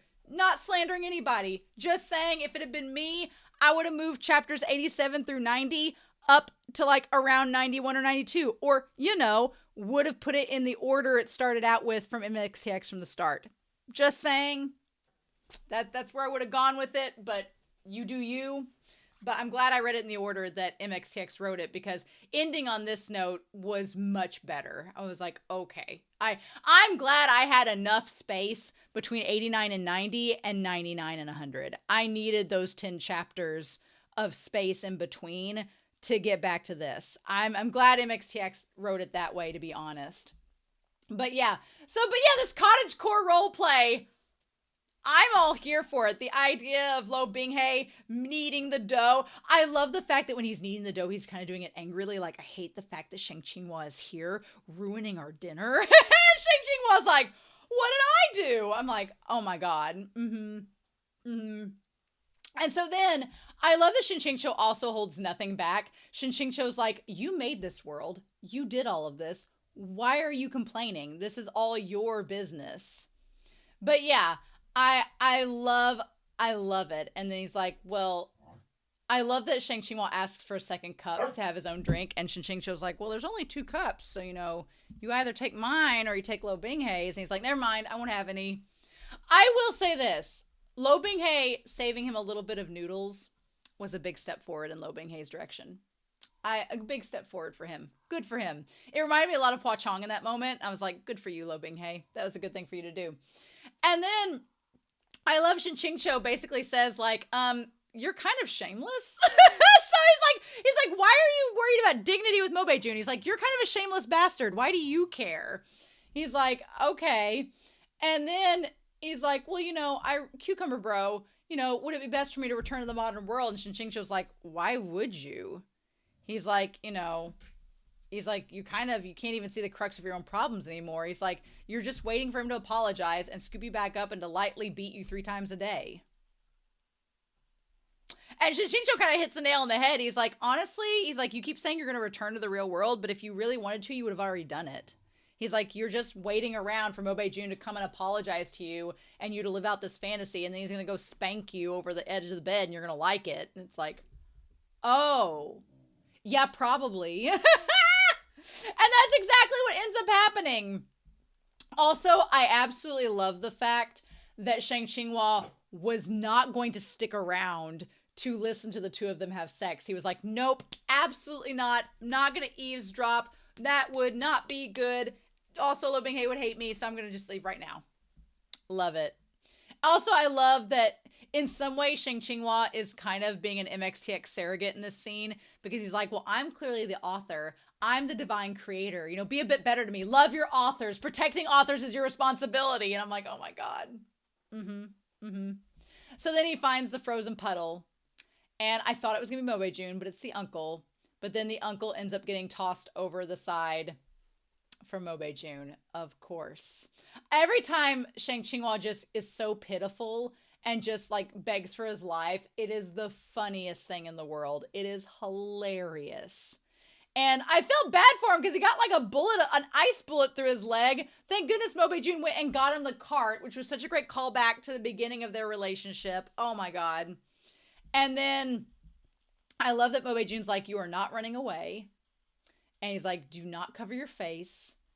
And you could tell when Mobae-jun's like, if you let me see you do this sort of thing again, you won't have your hands. Basically, Mobae-jun was like, look, you ran away wanting me to come find you, and you made me be a nervous wreck. You made me feel freaked out, and you knew it was just to make me this way, so don't ever do that again because it's not nice. And I kind of with Mobae-jun on this point, I was like, yeah, Shang Qinghua, you're kind of being a bitch. And then he's like, shut up and follow me. And then he's like, if I let you hit me back, will you not go anymore? And that moment there, Mobae-jun's like, look, if I hit you, you hit me back, and we'll just be a mutual pair that way. Like, they definitely read as having kinks, like, in Modao Zushi, but as long as they communicate those kinks and they're both aware and okay and consensual about it, I'm fine with that. It's not for me personally, but if they're violent with each other and that's what they both want and they're both expressive about it, sure, have your kinks. Go right ahead. But it has to be like mutual and consensual. Like, one person can't have a kink and the other person not be about it, but suffer through it for the sake of the other. That's not cool. But if they both are into it, then yeah, sure, absolutely, go for it. Mm-hmm. And I definitely believe that Shang Qinghua and Mo Beijun are both into it. And the fact that Mo Beijun offered to make him noodles, y'all, he's like, this scene is amazing. And Shang Qinghua is such a bitch. He's like, I want pool noodles. I want you to make them in front of open flame in front of me after you spank me several times because I've been just a bad person. I'm like, oh my God. And Mo Beijun's like, okay. Because Mo Beijun's like, yeah, and the thing about it is, at the end of the day, Shang Qinghua at the end of the day was the type of person Mo Beijun wanted. Somebody that was loyal to him, that would hug his thighs and stay by his side. And Shang Qinghua is exactly the type of person to do it. I also love the idea that at the very end, Shang Qinghua is like, I've realized that I'm a writer. And you know what? We've got Sleeping Willowflower writing her smut. Why can't I write mine? Why can't I be an author again? Why do I need to go back to the modern world when I could stay in this world and have the best of both worlds? I can have this giant demonic husband and I could write stories and piss Shin Shou off. I also like the idea that it kind of is very meta in this moment where he's talking about, like, why would I want to settle for just Lo Binghe and Shin Shou? Why don't I write about Yu Qingyan or Liu Qingge? Which, although, if he starts writing about them, they're probably going to come find him, and Mo Beijun's going to have to protect him. So, good luck with that. But he's like, well, why can't I do this? And why can't I do that? And all of this. It's like, it's so funny. But the whole way that it kind of winds down, where he's like, this story was riddled with landmines, a chaotic mess with grade school level writing. And people would throw it down and say with a curse, what dog shit is this? But Great Master Airplane shooting towards the sky was used to making excuses for his own fraudulent behavior. He could throw 1,000 of it's just to smooth it over. It's just reading a novel.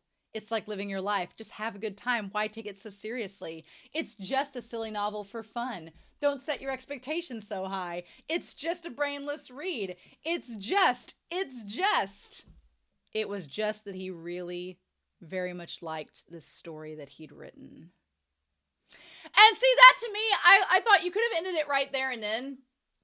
Because at that point I was like, okay, well, we've had the cottagecore fantasy and scene that Lo Binghe and Shin Shou are doing just fine. They're doing just fine. Everything's great with them. Wonderful. Good for them. And so you're like, okay, they're going to be okay. They've got this all taken care of. Great. We could have just ended it there. And I also like Shang Qinghua kind of reflecting and saying, you know what? I like being a smutty writer. I like that I'm a shitty popcorn novelist. I'm proud of my story. I'm glad of where it's went. That's all. And I like that. I like him finally approving of himself. Like, that's really cool. But then you know what? The wedding chapter, I honestly really, really like it. I was like, the one thing that I've been waiting for this whole time is some straight up communication between Lo Binghe and Shin Shou. And what do we get? We get legit communication. It only took us 100 chapters to get here, but we finally got it. And I was like, okay. And I will say this. I really honestly would love if Shin Shou would let Lo Binghe bottom once so that Shin Shou can get, I know that they did the classic, they did the big trope of like, oh, well, it was really painful, but then it becomes pleasure and then he's okay with it. I'm like, but they still spent a good long time talking about how much that shit hurts. And no offense, but I'm not into hurting. So I would not be about that life. I would be like, no, this is so hot. Ugh. Get down to our bare essentials with Shin Shou here. I would be like, I don't know how to feel about that. I'd be like, I personally would not like to be impaled over and over again, but they do establish in this chapter that it is what Shin Cho wants. He's just like, this really hurts. And if I could change anything about their relationship, I wish we had gotten more with their relationship where they were trying other things.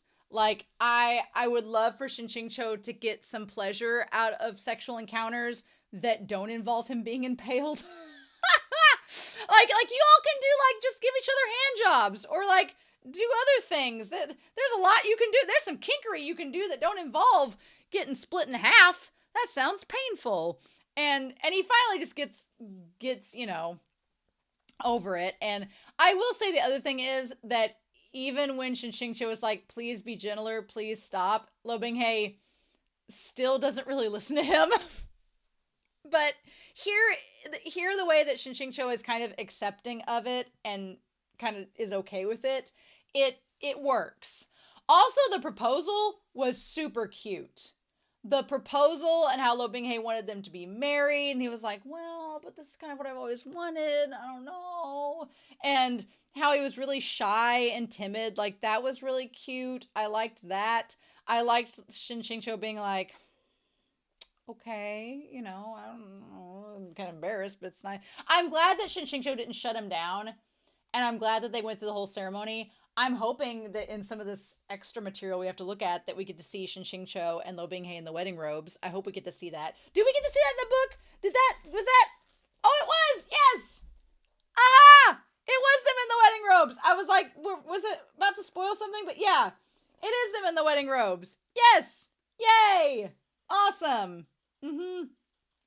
There is one thing, though, that I think that MXTX has improved upon quite significantly since this story in particular. And that is the moment where I do like that Shin Cho calls Lo Bing-hae his husband. I like that part a lot.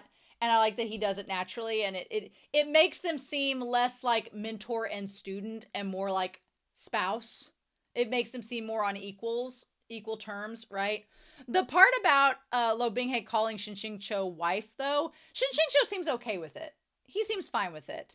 And he seems okay with it too. But one thing I've really liked about MXTX in her other stories, especially in Heaven Official's Blessing, is that in Heaven Official's Blessing, the main character, Shi Lian, who's kind of like the Shin Cho equivalent in that series, is very adamant about them being a man and about them valuing their masculinity. And that's where the whole like buff Shi Lian agenda comes in. Also, everybody's been joking about how the fan art makes Lo Bing-hae so buff, but then in this chapter it even says his slender backside, and it's like, well, okay. But I do really like that MXTX kind of explores from here on in with her other stories the concept of gender roles with same-sex couples and how it's not necessarily that one is feminine and one is masculine, because in reality with homosexual couples, not all homosexual couples have a girly one and a masculine one. It's kind of defiant of gender itself, right? So I feel like Shi Lian and Hua Chong kind of are a better example of two masculine men that are in a same-sex relationship. Whereas with Modao Zushi and Scum Villain, there's still that kind of tropish quality of, oh, well, the bottom has to be more feminine. And Modao Zushi starts to play with that more with Wei Wuxian, and I won't go into details about Modao Zushi, but it plays more with that and kind of leans more towards Heaven Official's Blessing. But I thought it was interesting. Mm-hmm. But reading that part here with the husband and the wife, I was like, oh, this was her first story. So that kind of like, you feel the blossoming of something there that I think was handled really, really well. Also, they do get to go visit Sangzhong Mountain and see everybody. It's like once every 2 months, but it's still time, you know? So I was glad with that. I was like, okay, good. They are seeing his friends and they are hanging out. Good. And they are, you know, hanging out with Lo Bing-hae. That's great. I was like, good. It's like we have to go through all that trouble. And then the final chapter, MXTX is like, now calm down. But I was totally fine with that. I was glad. And honestly, I really did like the ending. I will say, of all the sex scenes,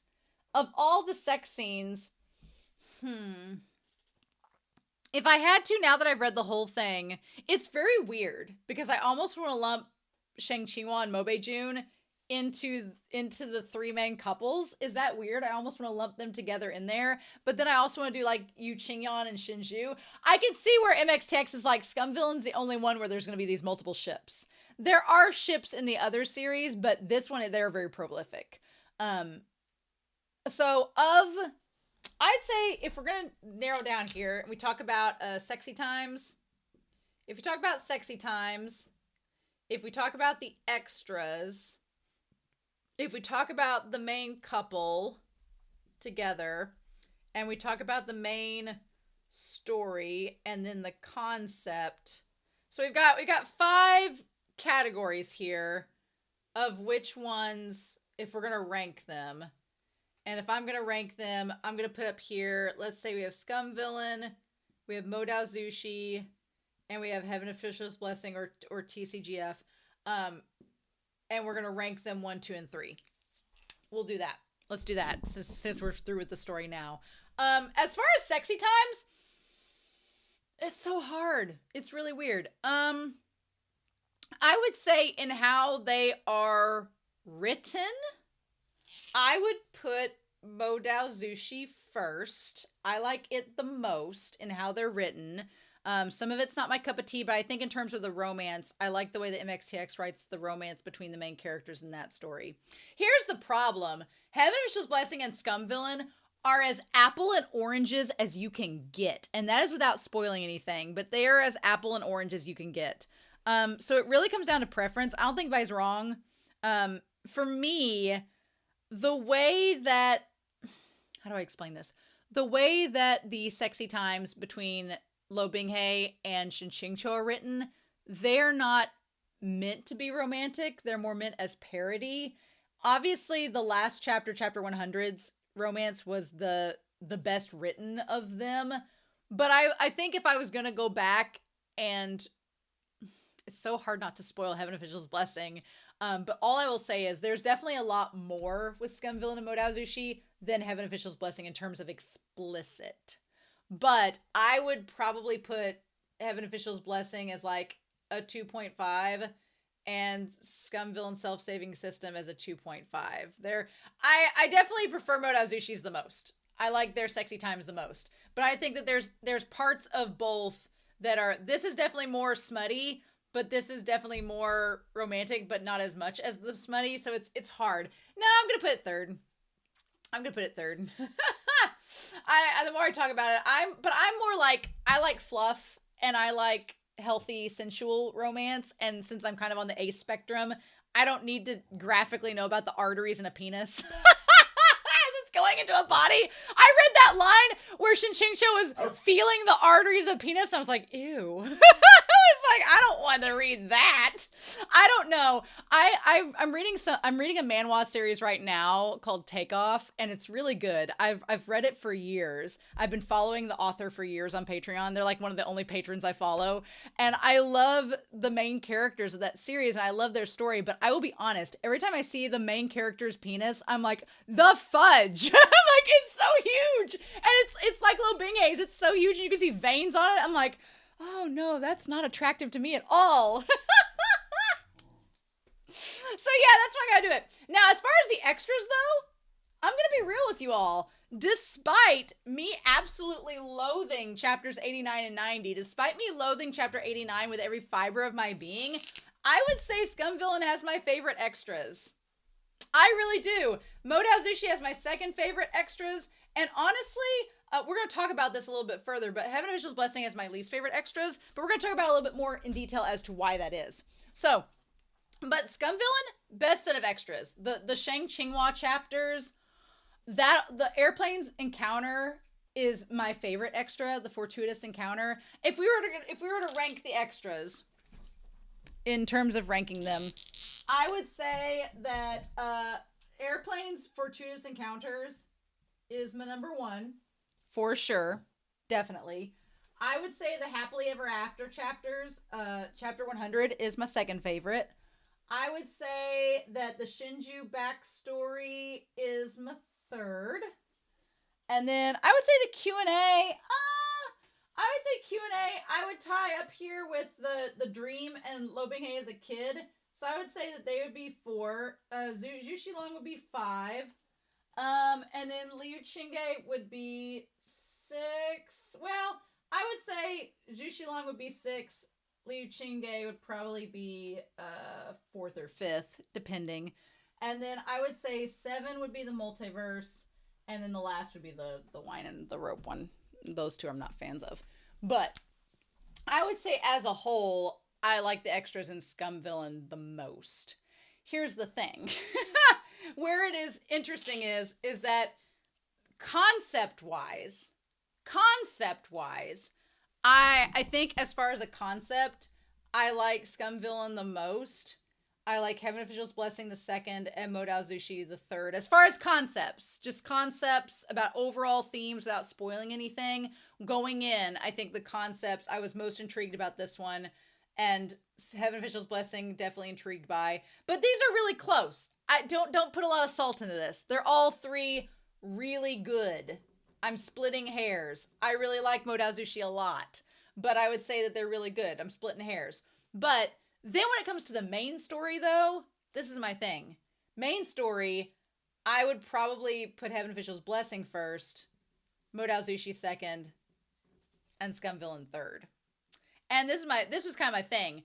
I feel like Heaven Official's Blessing has the most space to flesh out its story and the most space to do things with the main couple, which is good for me as a reader and what the stories I like character-driven stories. So even though Scum Villain has an amazing concept and the characters are really, really good and dynamic throughout it, I think I liked Heaven Official's Blessing story the most because I had the most to do with it and I had the most fun with it and I could follow it along and there were so many different threads and so many different stories and different things that the characters did. And yes, there were times it got repetitive, but I was fine with that because I liked what we were doing. Modao Zushi, I really like Modao Zushi's story. The concept is maybe going in was my least favorite, but I really like the story a lot. And it was, I think, Modao Zushi hits a sweet spot, I think, where it's not too long, but it's not too short. It's just right there in the middle, right? My thing was, I was, with Scum Villain as a whole, up until the end of volume 3, I was just like, and then chapter, like, 89 and 90 happened, and it went, and crashed into the ground. And I was like, oh no. And I'll be honest with y'all, Conspiracy Board Sama has been sitting over there. It had stuff all over it. I was sharing pictures in the Discord for a while, but at the end of volume 3, I just kind of lost interest in putting anything else on it. And when the power went out a few days ago, I was like, do I really need to keep that stuff on Conspiracy Board Sama? And I took it all down like yesterday because I was like, eh. And that was kind of sad to me because concept-wise, Scum Villain has been my favorite so far because of just the idea of transmigration, the whole thing about the characters. But to be honest, by the time I got to the end of volume 3, all of my things didn't matter anymore. Like the B points and all that, they don't matter. So why were you keeping track of them? They don't matter. The Jade Pendant didn't matter. And you're like, oh. And then it was like, oh, the difference between the OG and the new story didn't matter. The story was just going to change genres in the end. And it was just going to be an extra and proved to be a multiverse theory, so it didn't matter. It was just, I felt kind of like, not let down is the right word, but I'd been keeping track of all this, and I'm watching another series right now called Link Click, which is a donghua. It's like the only other donghua I've ever watched. And with that series, without spoiling anything, you have to keep track of everything. Every little piece of information is going to come back and be used at some point. And so you have to like take notes. You have to like keep Whiteboard Kun like up to date because things are going to be like, the notes are going to be kept. And going into this series, I felt like that was going to be the same case. I was like, oh, when we get to volume 4, all of these things are going to make a difference and they're all going to matter. And they didn't. And so I felt kind of stupid for keeping track of them. I was like, oh, they didn't matter in the end. It was like, Whose Line Is It Anyway? That game show here in America where it's like, the rules are made up and the points don't matter. And I was like, oh, well, I feel sheepish. So that kind of like really took me out of it. And to have all these expectations and then to have MXTX literally have plot points just drop off and go nowhere, and for them to just be cut off, and for you not to know, like, we don't get, like Gong Yizhao's just killed, Zhu Xilong's just killed, Qianlong Jun just goes off somewhere. The characters, like the disciple for Liu Qingge, we see him like a few times. The Liu Mingyan thing is just hinted at, but it's never explored. Like Sha Hualing and Liu Mingyan, there's a whole subsect, I'm sure, of the fandom. I've seen fan art shared for both of them, but hell, we didn't get anything between those two girls. How do we know they're even dating or a ship? There's like nothing there except for like one battle in volume 1. And so I felt like it had all this potential, but the story just did not flesh it out as much as it needed to be fleshed out as these other two were. And so then there is the main character and the main lead. And it's really hard. I will say, Lo Binghe and Shen Qingqiu gained a lot more favor points from me in the last chapter. The last 2 chapters, I was like, okay, you guys are making progress. You're getting to know each other. It's super cute. It's hard for me, though, but I still think, as far as the main character goes, we're going to split this in half. Because as far as main characters go, I don't know. At first, Shen Qingqiu was my favorite main character, and he kind of still is, but as the story went on in volume 3 and he wasn't getting his act together and he kept being in denial, I was like, dude, come on now. So I don't know. I think that as much as I like Wei Wuxian, he's still my third. We're gonna put the main as a couple over here. I would say that I don't know. I really like Xilian though. Xilian's not as much like me, but I really like him. So that's hard. But I would probably put him as my second, and I would put Shen Qingqiu as my first. But as far as couples go, I definitely would have Bing Chu as my least favorite couple. This chapter made it harder because the last 2 chapters really made them, it like picked up and kind of forgiven them in my eyes, where I was like, okay, I can deal with y'all now. It's fine. But I do think that I like Hualien the best, and then Wang Xin's my second. So it's really hard. Because yeah, if we're going with overall points, that gives them like 3, we're doing this like golf, 9, 12. And then here we have 1, 2, 3, 4, 5, 6, 7, 8, 9, 10, 11. And here we have 1, 2, there's 6. And then 10 and 13. Okay. So yeah, it literally is giving like, it's putting Heaven Official's Blessing first, Scum Villain second, and Modao Zushi third. And I don't know if I agree with that. Because there are some days where I feel like I would like Modao Zushi more. Some days I feel like I would like Heaven Official's Blessing more. And some days I feel like I would like Scum Villain more. So I don't know how... If someone asked me to rank the 3 stories of MXTX and which one I like the best, I can't really give you an honest answer because there are so many factors and these factors change and I like all of them for different reasons. But I think the one that is cemented for me is main story-wise. I really was kind of let down by Scum Villain in the 3rd volume. I think that of the 3 stories, it's my least favorite ending. My favorite, and I think that's why I like the extras the most, because the extras kind of make up for a lot of the bad at the end of volume 3. It's not enough to elevate it enough for me, but it is enough to where I'm like, okay, these extras are amazing. I'm glad I read them. I really enjoyed them.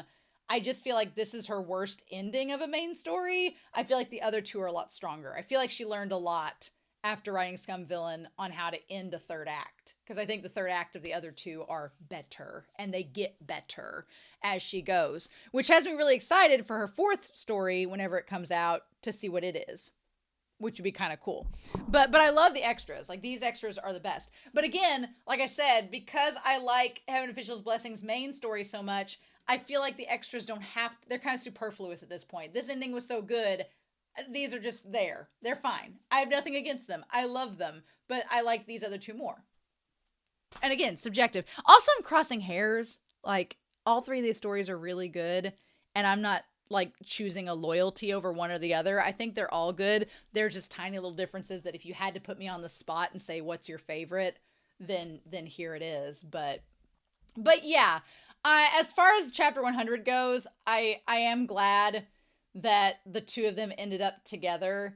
And they both, and by the end, Shin Cho is happy being with Lo Binghae. That was my main thing. I wanted by the end that they didn't dodge the difficulty, which by the end of this, they didn't. They got together and they talked it out. Good for them. And they explained each other. So great. They were having communication. Good. They were trusting one another and that trust was earned. Yes. And they respect each other. Lo Binghae still has a little work to do with boundaries, but he's getting there. You can tell he's improved. He gets most improved. So yeah, I've got these cards that Be Happy said they're spoilery only when you're caught up, but are you allowed to look at them? Well, we've looked at the other cards a while back, so we need to look at these now. And now I can tear this off. Because now I can't be spoiled anymore. I know all the secrets. All right. Sorry about that. Oh, these are cute with the little Binghae cats on them. All right, so these two here. Nice. Showing them together. I'm assuming some of these are not as spoilery, but I like some of these. Oh, with Lo Binghae trying to be all like, oh, Shazoon. I wonder, are there any... Ooh, this one almost looks like Shinju and him. Interesting. Some of these are really good. Oh, wow. Okay. So this one here, I'm assuming is when they're in where they're in the very end there, where he's like being controlled by Jinmo, perhaps. Oh, I really like him with the black robes. Those are good. Some of these are holographic. Oh, these are cute. I like some of these, and then some of these are the blood. I think that I could have watched these a while ago, but they're really super cute. Look, if you like Lo Binghae and his Labradorness, that is fine. I softened up to him a lot these last couple chapters because he does seem like he's trying. He's not my type of love interest. I need a little bit more of a bad boy. And Lo Binghae can be a bad boy, but I need less whiny of a bad boy. I need a little more take charge of a bad boy. I recently watched Arcane, which I highly recommend, and there is a character in there that I was like, oh, hello. I was like, yes, please, sir. But oh wow, grabbing the sword, I like that one a lot, where Shin Cho grabs the sword for him. Oh, that's super cute. With they have the lanterns, and Shin Cho has the one for Lo Binghae, and Lo Binghae has the one for his Shazoon. That one's super cute. I like that a lot. Aw, little kid, Lo Binghae. Ooh, I really like that one with the fan. That one's really pretty. I like him look there. Yep. Aw, and I like this kind of like with the earmuffs. Shin Cho with the earmuffs. Cute, adorable. Those weren't exactly as spoilery as I thought, but that's probably from back before Volume 4. But thank you, Be Happy, for these lovely cards. So now we get to look at the extras that I have been holding back on for quite some time. And they're all like tucked away in the back here. They about spilled out the other day when I threw that damn book. So let's see what we get here. There's a whole bunch of them, luckily. Okay, so there is a postcard. Oh my god, that's adorable. That's so freaking cute. Yes, please. Oh my god, adorable. Love that to pieces. That's super cute. Well, that's one of the covers, but that is adorable. I love that. Yes, please. And then this is from Volume 2. Or Volume 1. Oh my god. The little Bing pup. Little pup. The little White Lotus. That's so cute. Okay, and then this is Volume 3. Shazoon! Oh my god. Ridiculous. Oh, and then Volume 4. Lo Binghae with his cucumber. With his peerless cucumber snuggled up next to him. I see how it is. That's really freaking cute. And they're in the bamboo forest next to their house. Yes. Those postcards are adorable.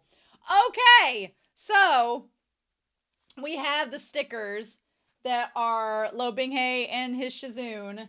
Liu Qingge, of course. Xia Hualing and Liu Mingyan. Yes. And then, oh my god. Not only is Lo Binghe the puppy and you're the fan, but you have hamster Shang Qinghua and him and Mo Beijun holding hands. Okay. I can see why you didn't want to show this because that's pretty revealing. Ridiculous. What are... Oh, the bookmark! Yes! Where you not only have Shin Qingqiu and Lo Binghe, but you have Mo Beijun and Shang Qinghua. Yes, please. Going to be using this forevermore. Oh my god. Yes, please. Yes, please. Yes, please, bookmark. Oh, this is a poster. Oh, there are 2 posters. All right, first poster. Oh, don't they look precious? Look at them precious with the cherry blossoms. That's super cute. Aw. Doll. I really want this to be Mo Beijun and Shang Qinghua. Oh, but no, instead it's them with their hands in the wine cups. I did love that scene a lot. That scene in chapter 100 where they cross arms to do the wine cups. That was really sweet. I loved that a lot. Aw. That is a really pretty picture. That's super cute. Love it. Love it. Nice.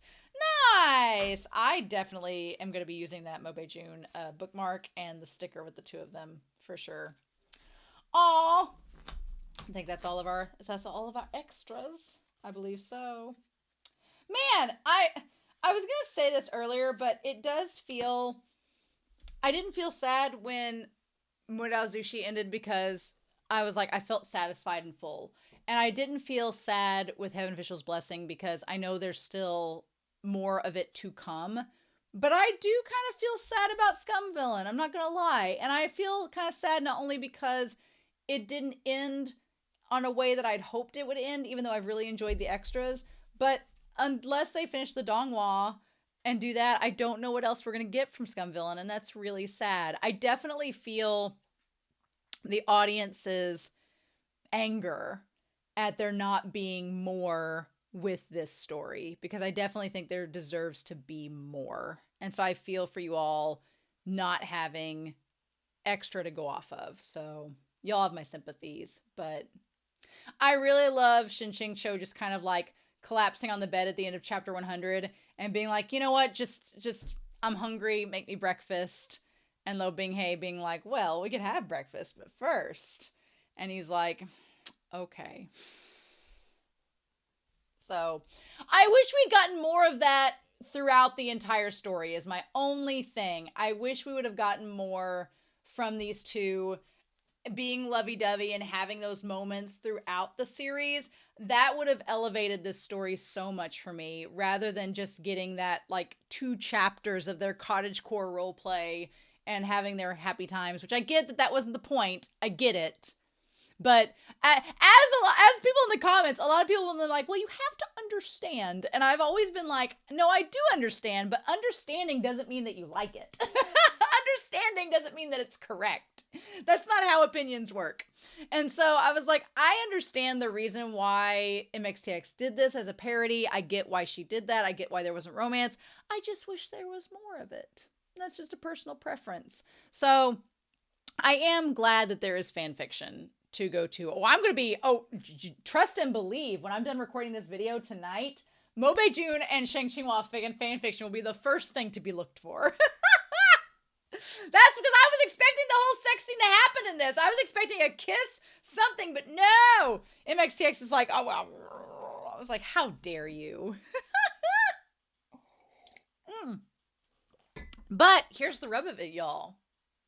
After this, we're starting a new danmei, and this will be the first time I've read a danmei or watched a danmei by someone that's not MXTX, which is insane to me.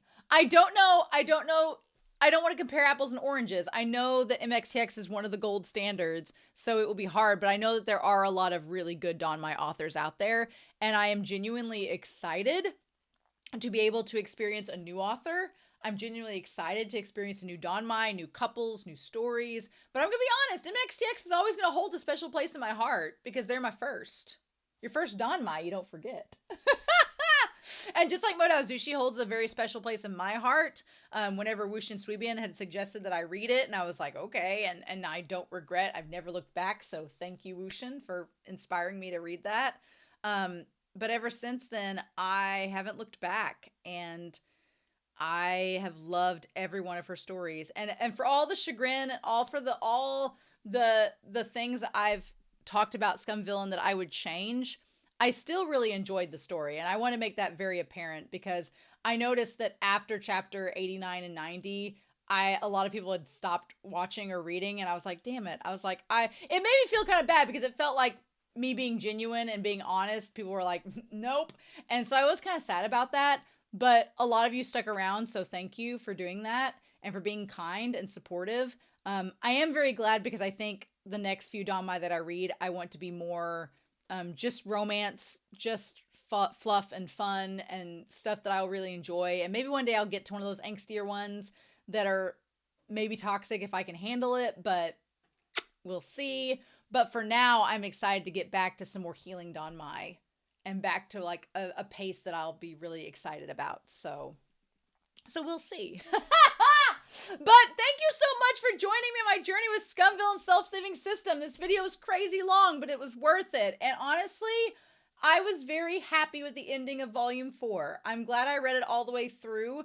I'm glad that you all encouraged me to keep reading. I'm glad you all have been so kind in your comments. And I hope you join me on my journey with the next danmei that I look at. From the way the poll is now, it's probably going to be a series you all have really wanted me to see for quite some time. So, just saying. But I'm really excited, and I can't wait to get to it, and I hope you all join me on that journey. It should be a lot of fun. And in the meantime, thank you so much, Reiki, for helping me to get the files, to get all of the things. Thank you, Be Happy, for moderating each week. You did amazing. And thank you all on Patreon as well as YouTube for subscribing and joining along with me. I hope you join me in my next danmei adventure that will start hopefully next Monday and go from there. So, in the meantime, I hope you all have a wonderful week.